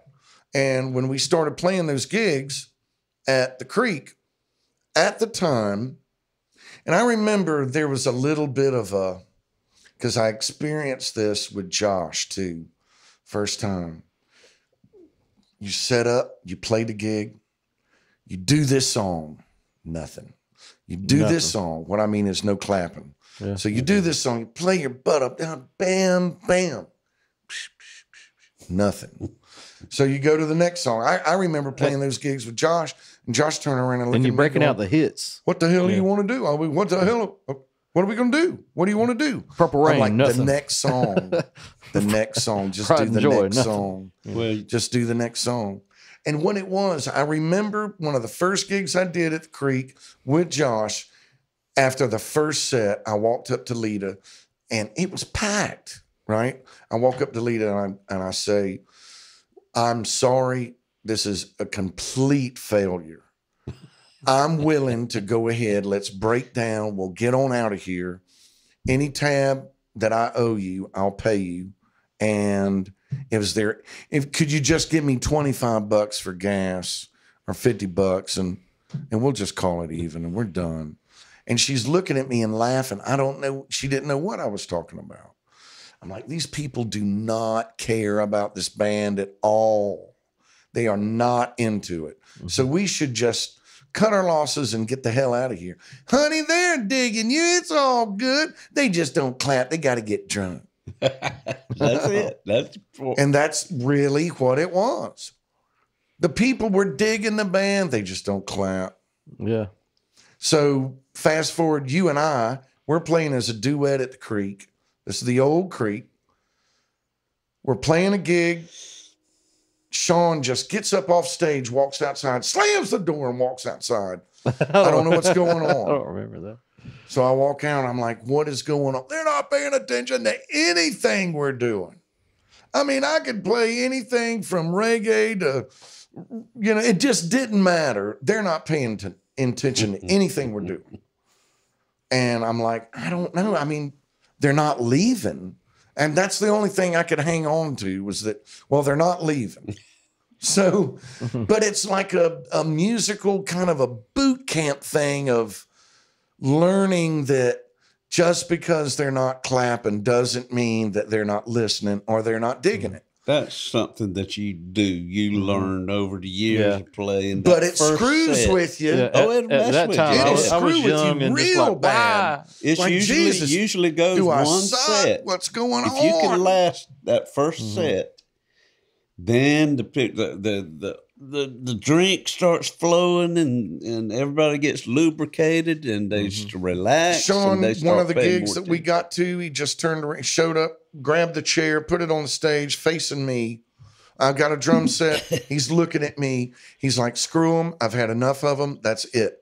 I'm done. So we're going to go over songs. We're going to actually use it like a rehearsal. Do-diddle-diddle-doodle. All right, that's that part. So do-diddle-diddle. And I want you to come in right there. All right, do-diddle-diddle-doodle. Okay, But- yeah, we're but- totally rehearsing But I- at the gig. Stopping and Screw the starting. people. But they're not like what they're like They're not loud. even, they're not yelling. even, yeah, they're loud. We're like, they're They talking. were oblivious to even that. Even that. but that But what happened was they started, it was like, They're like, why well, aren't they what are paying- y'all doing turning your back to us? Yeah. What the hell are y'all Eventually doing? they caught on. And then the next thing you know, they're calling out songs. They're singing to the lyrics. They've been listening the whole time, but they don't show it. So when Sean turns his back to them, then they want to know what the hell's going on. What the hell are y'all doing? And Sean had the attitude at that point of, screw y'all, I'm done with y'all. So we're doing this gig this way, and at least I can enjoy this.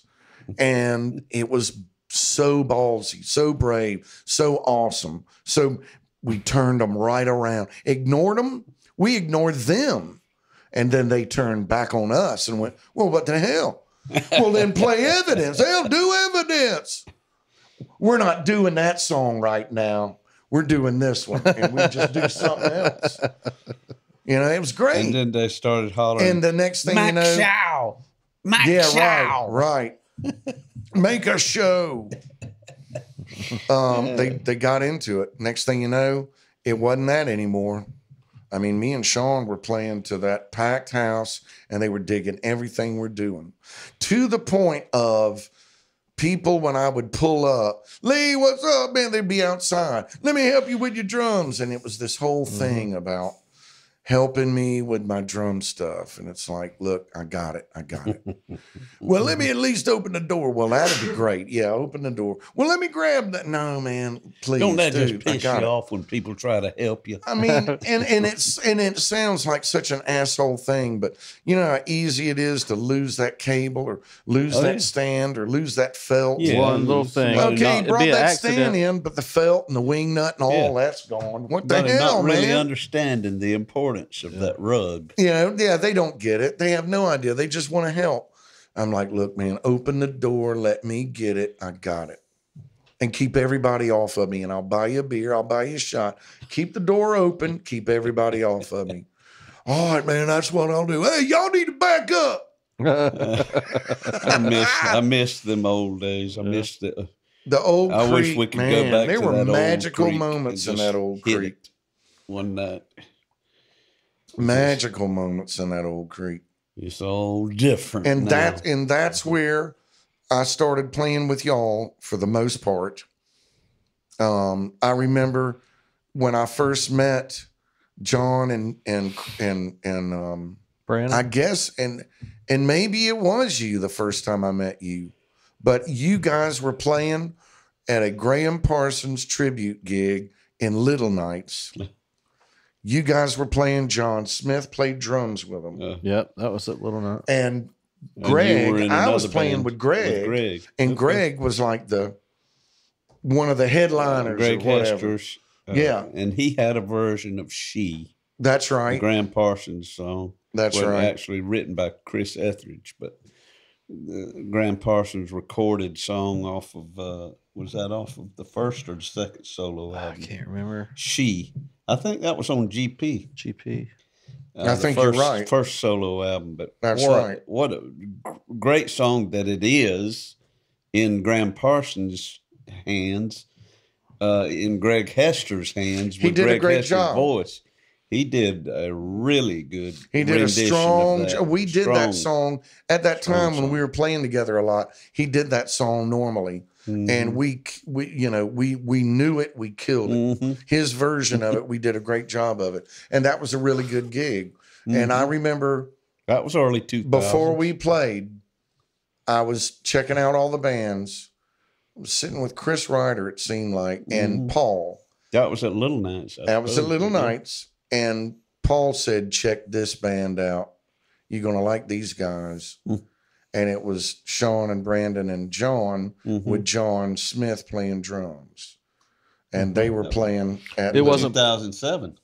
I don't remember years like you do, but John Smith wasn't It was supposed to play with us. 2009. We were just No, it John was our drummer. 2007 Was because it? that was the Okay. year we went back to Little Nights after Okay. a few years I away. don't remember Gotcha. years. Yeah, 2007 was the year Jim Lauderdale and Phil Kaufman back at Little Nights, And I that remember was a funny that was story the about night that y'all recruited John Smith.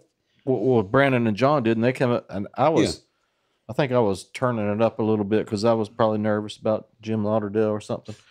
But they come up to me and they said, John Smith's going to play drums, which I knew John. And I said, but it could have been John Bonham's going to play drums with us, and I would have been like, but he don't know the songs. Yeah, right. That didn't matter Because with it was John. all I original know it music. didn't, but He ended up not mattering. It had It me ended up not mattering. not mattering at all. But He's It like affected you. you. He's like Yeah. you. You could go on stage with anybody.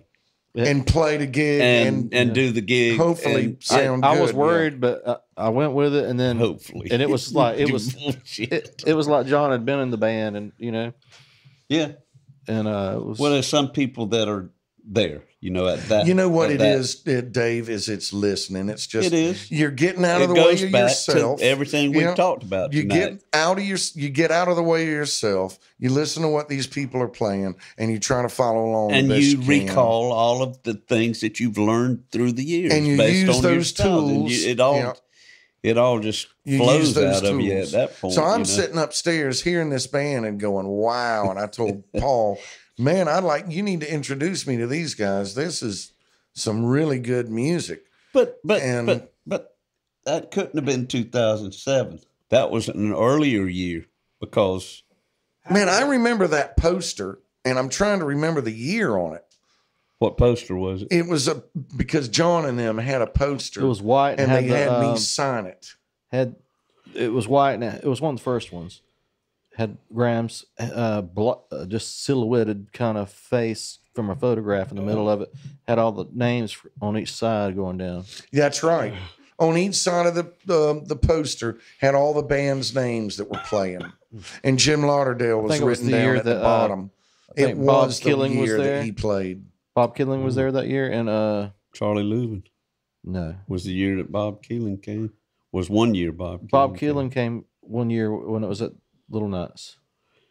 early. Yeah, I mean, the first two were 2002 and 2003 were Little Nights. Then we were 4, 5, and 6 Fairgrounds, and 7 back at Little Nights. Damn, that's when I want to say it might I have don't been know. 7 then. I may be. Yeah, if it were 7, then you wouldn't have been introduced to these guys because you knew them. But I didn't know. I remember at that gig seeing them play. You might I didn't not- know John, and I didn't know Brandon. Yeah, so he didn't know us then. But Paul had been telling me about Lee because we were looking for a drummer because John was playing drums and he was the best guitar player in the band.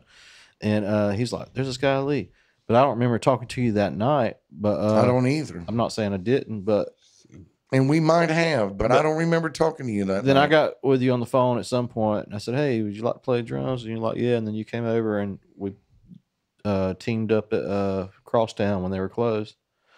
And There's we a black and practiced white in there. video of that somewhere. We're going to Crosstown figure it out, folks, because this is not computing in my head because we looked at that evidence video and it was 2007. October 2007. And this Graham Yeah. Parsons So it had to be festival like would have been, So it had to be 2002 when we met. 2002, 2003. that would have been a Greg Hester. You know what? That's right. Greg Hester Because I played would have back been in playing those with days, Greg yeah. then. I had just Early gotten on. off the road Sure. with Eric, was playing It with was. Greg. It was 2 and or then 3 that's or when both, we did either. the headliner there or played. We were one of the top Lana Hines whatever here. bands. Lana Hines year, she And we came didn't headline it in because 02. Jim Lauderdale That's and the then year. she headlined in 03. She was there the night that John Smith played with us. Oh, She was okay. pregnant. Okay. All right. What year was that? That was 02 or 03. That's One or when the it other. was. That's when it happened. Thank and that's you. when I'm. Thank and you I for rem- putting up with that, folks. We did figure it out. But I knew And it I was. remember John and Brandon.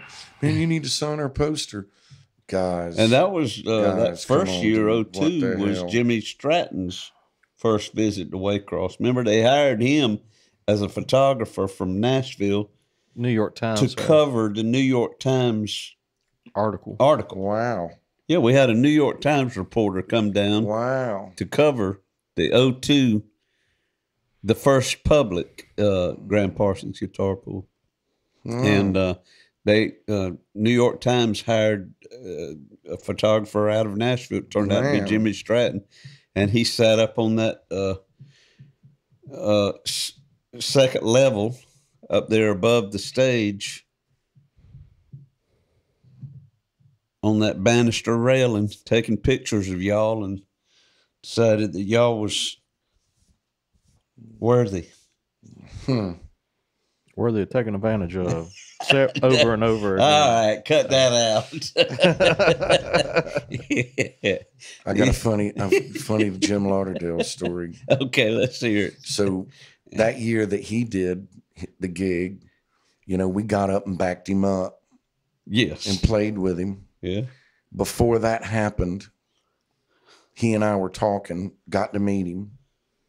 And I don't know why, he just kind of clinged to me a minute.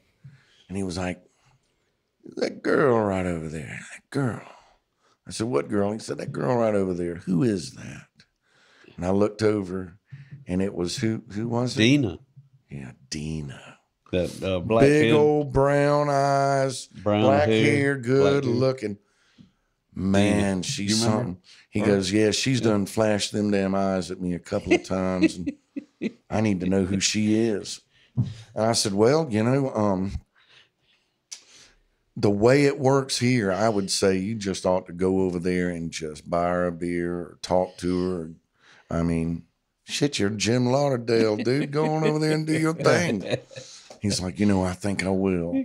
I think he went to the bar, he got a beer and a shot and another beer, and then walked over there and gave it to her, and they were talking.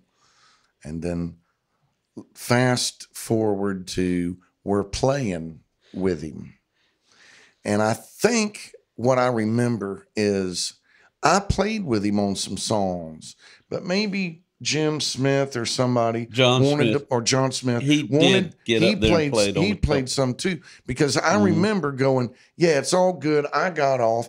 I remember being down on the floor watching him play. Yeah. He's singing over here, up there is Dina. And he'd turn around and look up there and sing to her.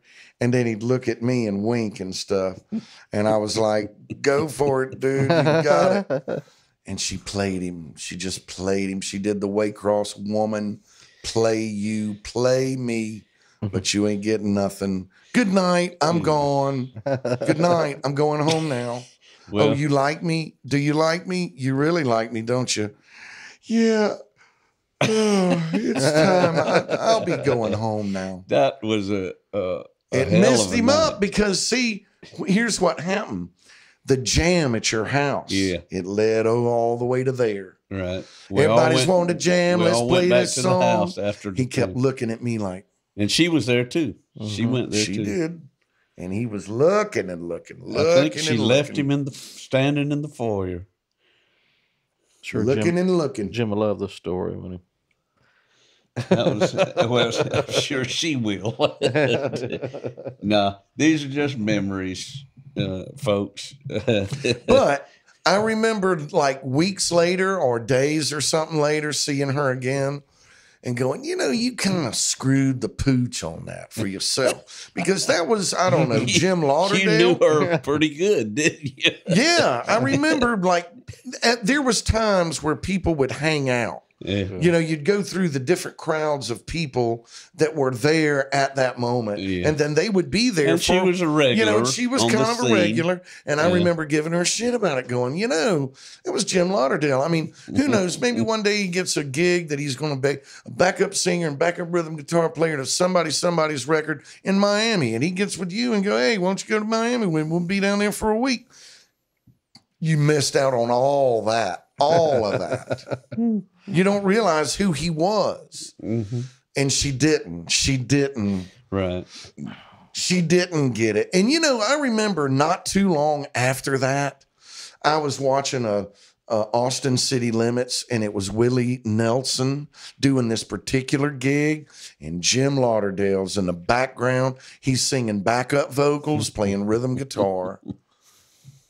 Look at that shit right there. You know, he just played last month in Waycross. And he's everywhere. I don't know how he gets everywhere so quick. I tell you what, and I've gone back and checked out that guy's music. He's got a lot of damn good music. Oh my God. He On puts his out- solo it's records. like 2 albums a year. Very good stuff. Real prolific songwriter.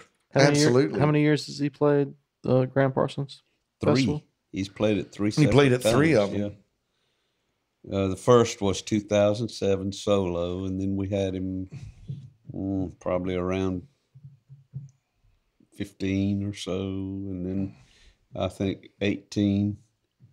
No, we had him the year we had Ralph Stanley, Oh, yeah. because Oh, he that's right. had recorded those Grammy-winning CDs with Ralph Stanley, the bluegrass CDs, very big in background in bluegrass music. Remember when we backed up those two girls that came down, and you and I were going to go Lana to the Bluebird Hines and MJ.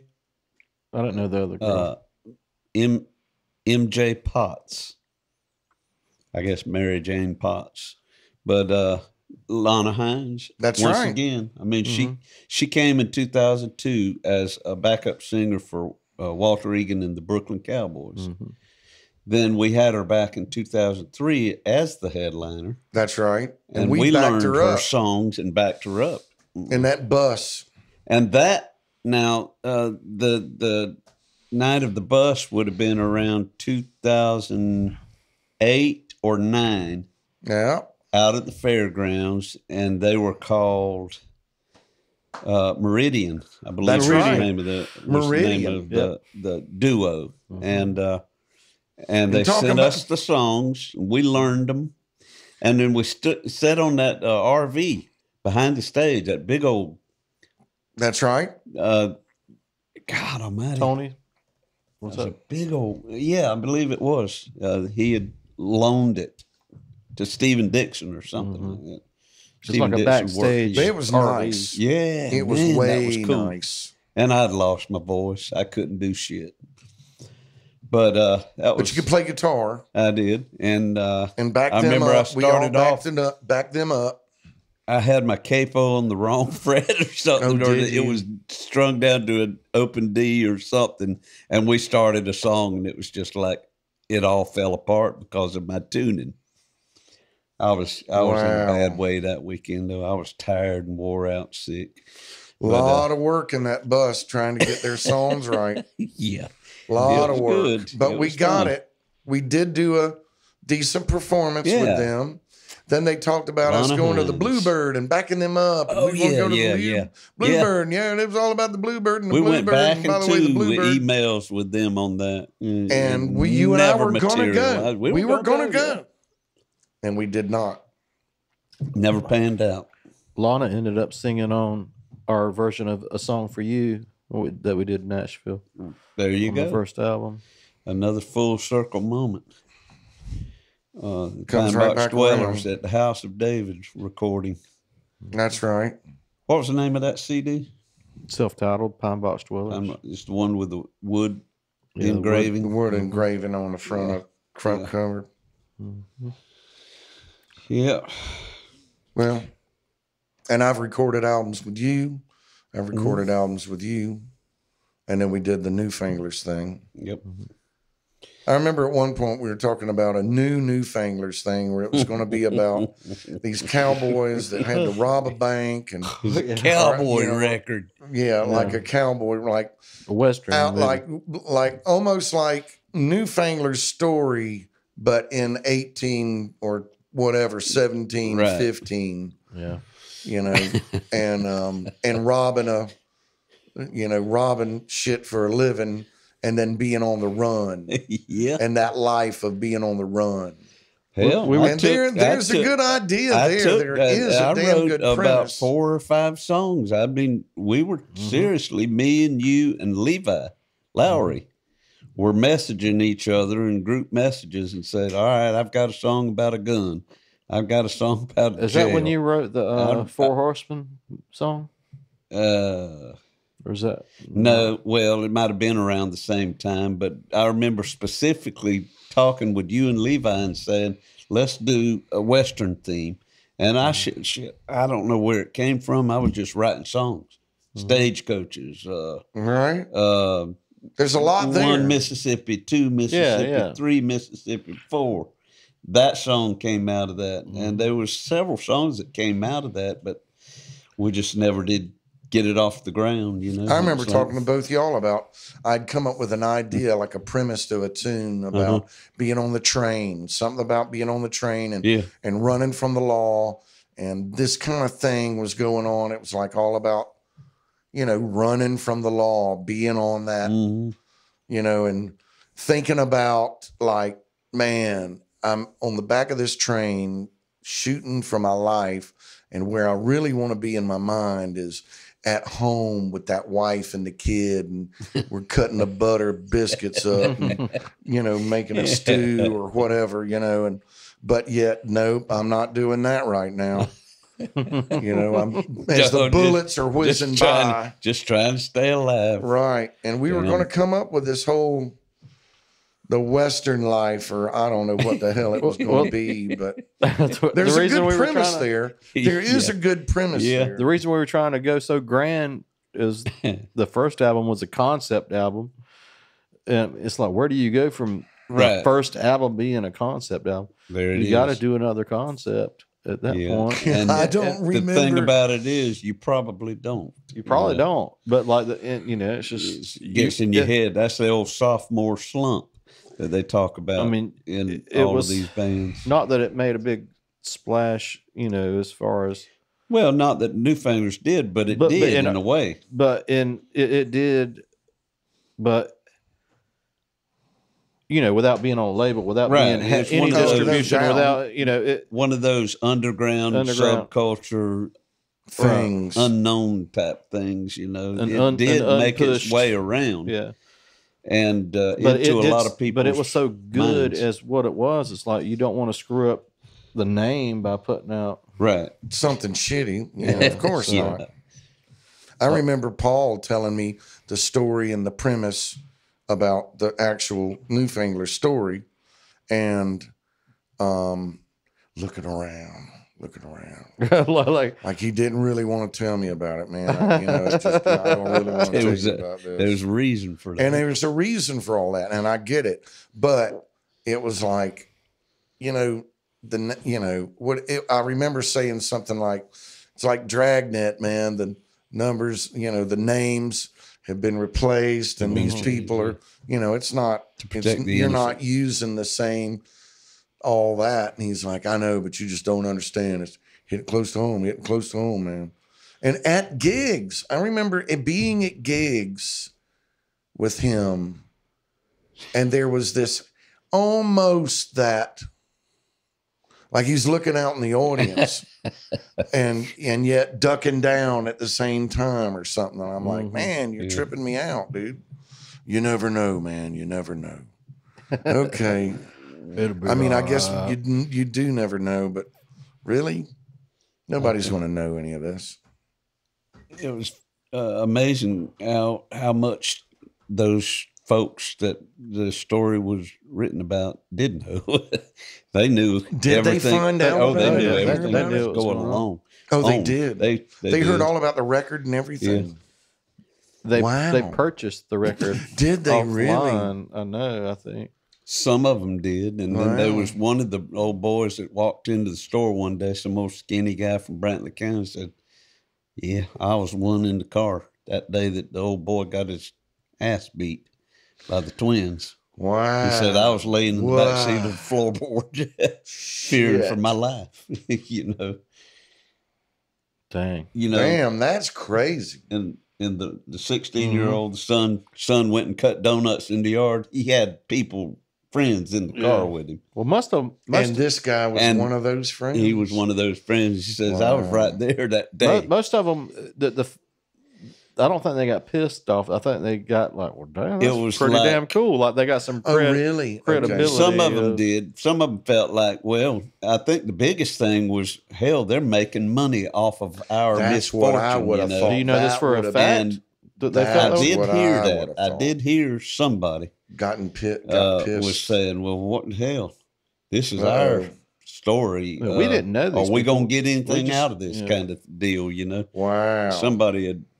At least that's what I heard. We didn't get anything out of the deal. No, I mean, it never did anything for us outside of some kind of underground notoriety. You know? But I get what you're saying about that. Yeah. Yeah. Crazy. Well, it's time for another tale of the week from Uncle Dave Griffin's book right here. I'm torn now. I don't know whether to, I think I'll go back to one that is a little more relevant here. And this one talks about the album of mine, the one album of mine that American Our Spurt. American. That's what I called it American when we were Spurt. doing. American When are we Spurt. going to finish this album, American Spurt? and the I want to play relevance. them Ringo drums on that album, American Spurt. The relevance is that this man right here played on every song on there, and they ended up being more than the 8 that wound up on the CD, but because of time constraints. Because his timing was off. Yeah. No, his timing was. What was that one song? Before you go impeccable. into this story, what was the one song that you wrote that we recorded? And I make kept it. going. It didn't. I kept looking for it on the album, and I couldn't find it. It was Song in the Vein. That's right. Yeah. Man, that's a good song. That didn't make the album cut. And I loved what you did on that. Man, with that song was. with that. I remember telling Barry we were That riding timpani. somewhere out of town. It's almost like put a the timpani. CD in, and I'm like, "Wait till you hear this song now. This song's great." And No, it that never- ain't it. No, never that ain't came. it. No, that ain't. Hold on. No, that ain't it. Well, damn, we just went through the whole damn CD. What the hell? I know it's on here. And the reason I It's didn't not put on that here. on there was because I was waiting. I was wanting to get Abby Owens to sing back up on Yeah. that, and never it did never happen. happened. But we had the whole song was laid out. That was a great drum, kick-ass song. great drum Thank part. you. And That was a kick-ass song. Put it out now. well, it is scheduled to be on the second album, which I started like 5 years ago now, and still ain't finished. But In the vein.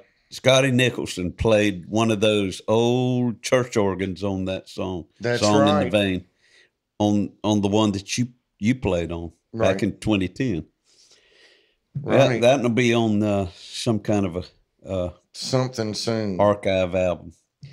Folks, title of this tale of the week is Bob Dylan Smoked 'Em Too.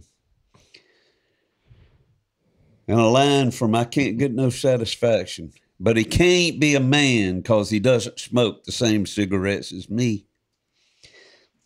Hi, my name is Uncle Dave, and I used to be a smoker. My granddaddy Carter owned a farm just west of Hoboken, Georgia. His main cash crop was tobacco. I started working on the farm when I was 8, handing tobacco to Mama, Aunt Darcille, and Aunt Jaquita, who would string the leaves on a stick about 5 feet long. I made $5 a week. Daddy joined the Air Force in 1946 and retired after 20 years. And for the whole time he was in, I remember him smoking Salem cigarettes. The taste that's springtime fresh. He quit smoking when he retired from the Air Force and admonished me and my brother. They'll coldly kill you, boys. A year and a half before Daddy retired in 66, the Rolling Stones played a chaotic concert at Jack Russell Stadium in Clearwater, Florida. That night, Keith Richards woke up in his hotel room with an 8-note riff that he played into his cassette recorder, mumbling the phrase, "Can't get no satisfaction."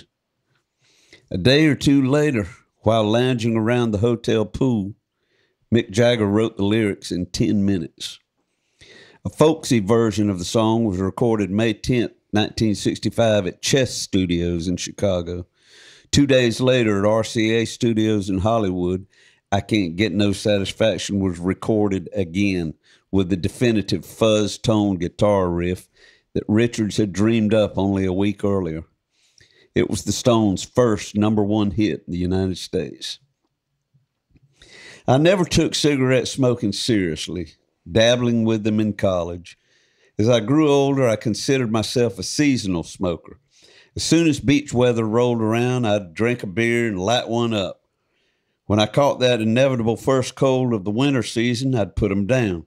By the time the cold had run its course, I was a non-smoker again. At the turn of the millennium, I started working at Paul Lee's Crosstown Music Store. Them boys were hardcore Camel smokers, and I fell easily into the habit. It was in 2007 that American Spirit cigarettes first came to Waycross. I had heard about them already, reading somewhere that Bob Dylan smoked them. I figured what was good enough for Bob was good enough for me. That evening, as I sat at the computer listening to some obscure Neil Young, I glanced at the ashtray to see my American Spirit smoking majestically, its Indian eagle totem emblazoned across the filter, laying in the ashtray, and I thought, yeah, that's exactly what Bob Dylan sees.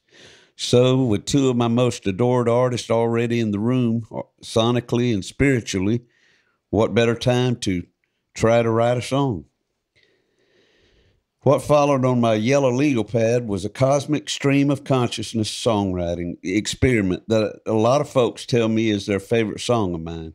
I called it, naturally, American Spirit, a story of unrequited love between the narrator and his fictional Mary Alice, who passed away before he could tell her of his infatuation. About a year after writing American Spirit, I was singing the song in a restaurant to a small crowd. During a break, a lady from Blackshear, Georgia, found me outside smoking an American Spirit and was hell-bound on finding out who the dead Mary Alice actually was. When I told her the song and its lady of misfortune were both fictitious, she seemed more than disappointed. And I asked her why. She told me her sister, Mary Alice, who had lived in Waycross, died about the same time I wrote the song. That's so crazy. It's like hair on the back of your neck. It's like, Wow. Cue the theremin. But that was an interesting little take on that. But I'm proud to have had you on that whole album. I don't think I've said that enough times, but you always.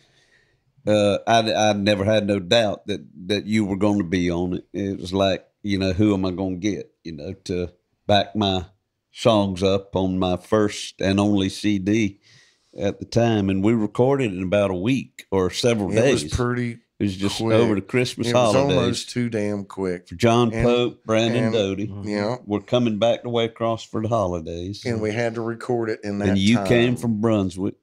That's right. Josh Kirkland. And then Josh Kirkland was here. He was more of an overdub. Because it was just me, you, Pope, and Brandon. Going over those songs. And then Scotty came back and overdubbed, and Josh came in and overdubbed, and that was basically it. And that was, to me, I'm just proud of that CD. I remember John and Brandon. Interesting story. I remember John got with me. Him and Brandon had already been working on your stuff, privately doing homework on the shit. Got me hip to what they were doing on particular songs, and then I was like, yep, I understand what's going on, how you want to do this, how you're doing that, how you're approaching this, how we approach that. Then when we got together with you, I think you already knew a little bit about what they were wanting to do. And then from there, we just pulled our sleeve, rolled our sleeves up. It seems so here's effortless. This song. Let's work this song out. Yeah. Boom. It was done. Let's go to the next song. And it was live cuts. And we would talk and work it out. And then lay it down. Talk and work it out, and then lay it down. And that was very awesome. It moves fast. Me and John and Brandon really gave a shit about your songs. Right. So we wanted to give them the best performance we could within the time allowed. And it was badass. It was a lot of damn fun. A lot of... it was very a lot cool. of pride in that, a lot of love for how it happened and everything. We were proud. A lot of we appreciation for y'all's input and y'all's talent. The thing is that you wrote the song. It's like the song's there. Now we could get creative with it and go, wow, we could do this and that. We could, do all this cool shit with it. As long as you were digging it. Oh, yeah. And I don't remember there being a whole lot of, it was almost like here's how the song goes. Well, we knew that. So we did that. We're talking about doing this, talking about doing that. Okay, let's do that. And then we would just maybe go over it once and then boom, lay it down. Go over it once, boom, lay it down. And just knocked out those songs. And within 2 days, 3 days, I think within 2 to 3 days, me and Brandon and John finished all the rhythm track stuff. And then you were able to take your time and get Scotty and do all the pretties and the vocals and the harmonies and harmonizing with yourself and that was whatever December of else you 2009 that we recorded that. Was that right? And then in 2010, I was able to do the overdubs and mixing and producing and production, mastering and all of that stuff, and then the production. And got it ready by Grand Parsons of 2010. That was my goal, to have it ready. And that's why I went ahead with the 8 songs instead of more. You know, I had a few more in the can, but didn't have them totally fleshed out. So we recorded probably 10 or we did probably about 12 or 13 songs off of that. And, Great album. Yeah. Good stuff and a good time. Even though it was quick, it was good. Mm-hmm. Yeah. You know, when you're playing with John, sometimes he'd turn around and look at you and give you this look. And it's like, yeah, I know, man. I know. I know. It's like, yeah, we getting ready to get all in it now. We're getting ready to get all in it. Yeah, I know. I'm ready. That's a good look. You know, it's that, you know, that's getting ready. Okay, we're getting ready to get stupid with this. All right. You know, that's good stuff. It's real good stuff. Well, folks, we've enjoyed having you this time. And we've enjoyed having you, man. Yeah, it's been awesome. awesome. A long time coming. It's been a long time coming. We actually did one, and is there anywhere somehow it got lost or whatever, but yeah. So we did this one. Lee O'Neill 2.0. 2.0. Is there anywhere you playing on a regular basis now? Not really. I'm just kind of floating around. I'm playing solo gigs. I'm playing drum gigs. I'm playing with 3 or 4 different acts and just kind of hitting this gig. Me and Sean are doing the blackjack still. We're playing at Moss and Tortuga Jacks on Jekyll and Village Inn on St. Simon's. I'm just playing around with a few different people, playing around. I've got a little side project thing going on right now that, you know, it's going to take a little while to get it going, but it could be it's so far looks like it could be a good band. Yeah. Just hadn't, no gigs booked, still learning, you know, went all the way back and got with some guys that I've never played in a band with before, but we've all played together before. What's the name of it? Don't know. Don't have a name for the band yet. Well, but we're working on songs. We got half of what we need done, and we hadn't come up with a name. But the cool thing about it is everybody's a veteran, kind of. Everybody's been, you know, everybody's already played in bands. We've all played together, but not at the same time. Mm-hmm. And so it's pretty much just, you know, here's the song. We want to do it. You learn it. Yep, sounds good. Next tune. And just keep on going down the line. No ego, no weirdness, no somebody has, you know, their shoe on the wrong foot. Nothing stupid going on. It's just guys getting together and playing some good music. So hopefully at the end of this year or the beginning of next year, that project will start happening. Awesome. Don't know yet, but well, you can keep up. You can keep up with all of us actually on Facebook. But, Lee, and myself and Sean, Pine Box Dwellers, with SSI Living Magazine. It's an online magazine. That's right. Kathy Williams out of St. Simon's keeps a local calendar of musical performances, who's playing where, all around the Golden Isles. And we love her for doing that. Absolutely. Kathy Williams. I'm with the band. I'm with Yeah, the I'm band. with the That's the band. name of it. And SSI Living Online Magazine. You can keep up with what's going on in the Golden Isles area. And once again, thank you, buddy, for being our guest this time. It was a great time. A lot of fun. Folks, we got a Patreon account coming soon. We want to check that out online at the link below. And this book, Tales of the Week, From Dog Hill to Tripoli and Back, Uncle Dave Griffin, you can purchase that online. If you'll just send us a email to somethinginthewaterpodcast@gmail.com.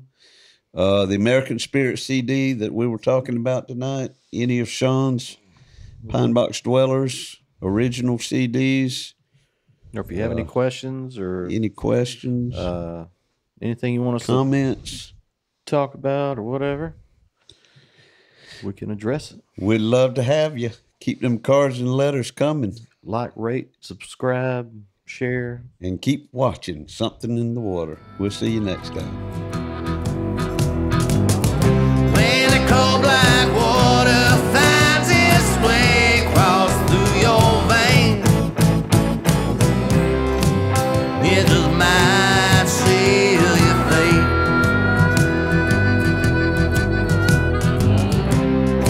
It just might seal your fate.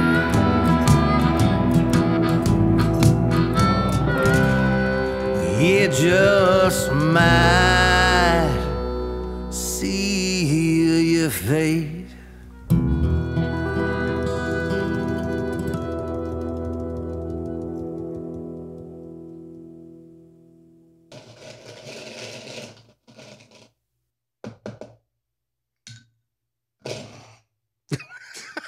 What the fuck? That was a good one, man. Right? I was like, I know, like, fuck. I gotta really get rid of this. They were like, what? Well, I don't know. It's kind of funny. Like, why the fuck some other like 20 pieces of ice?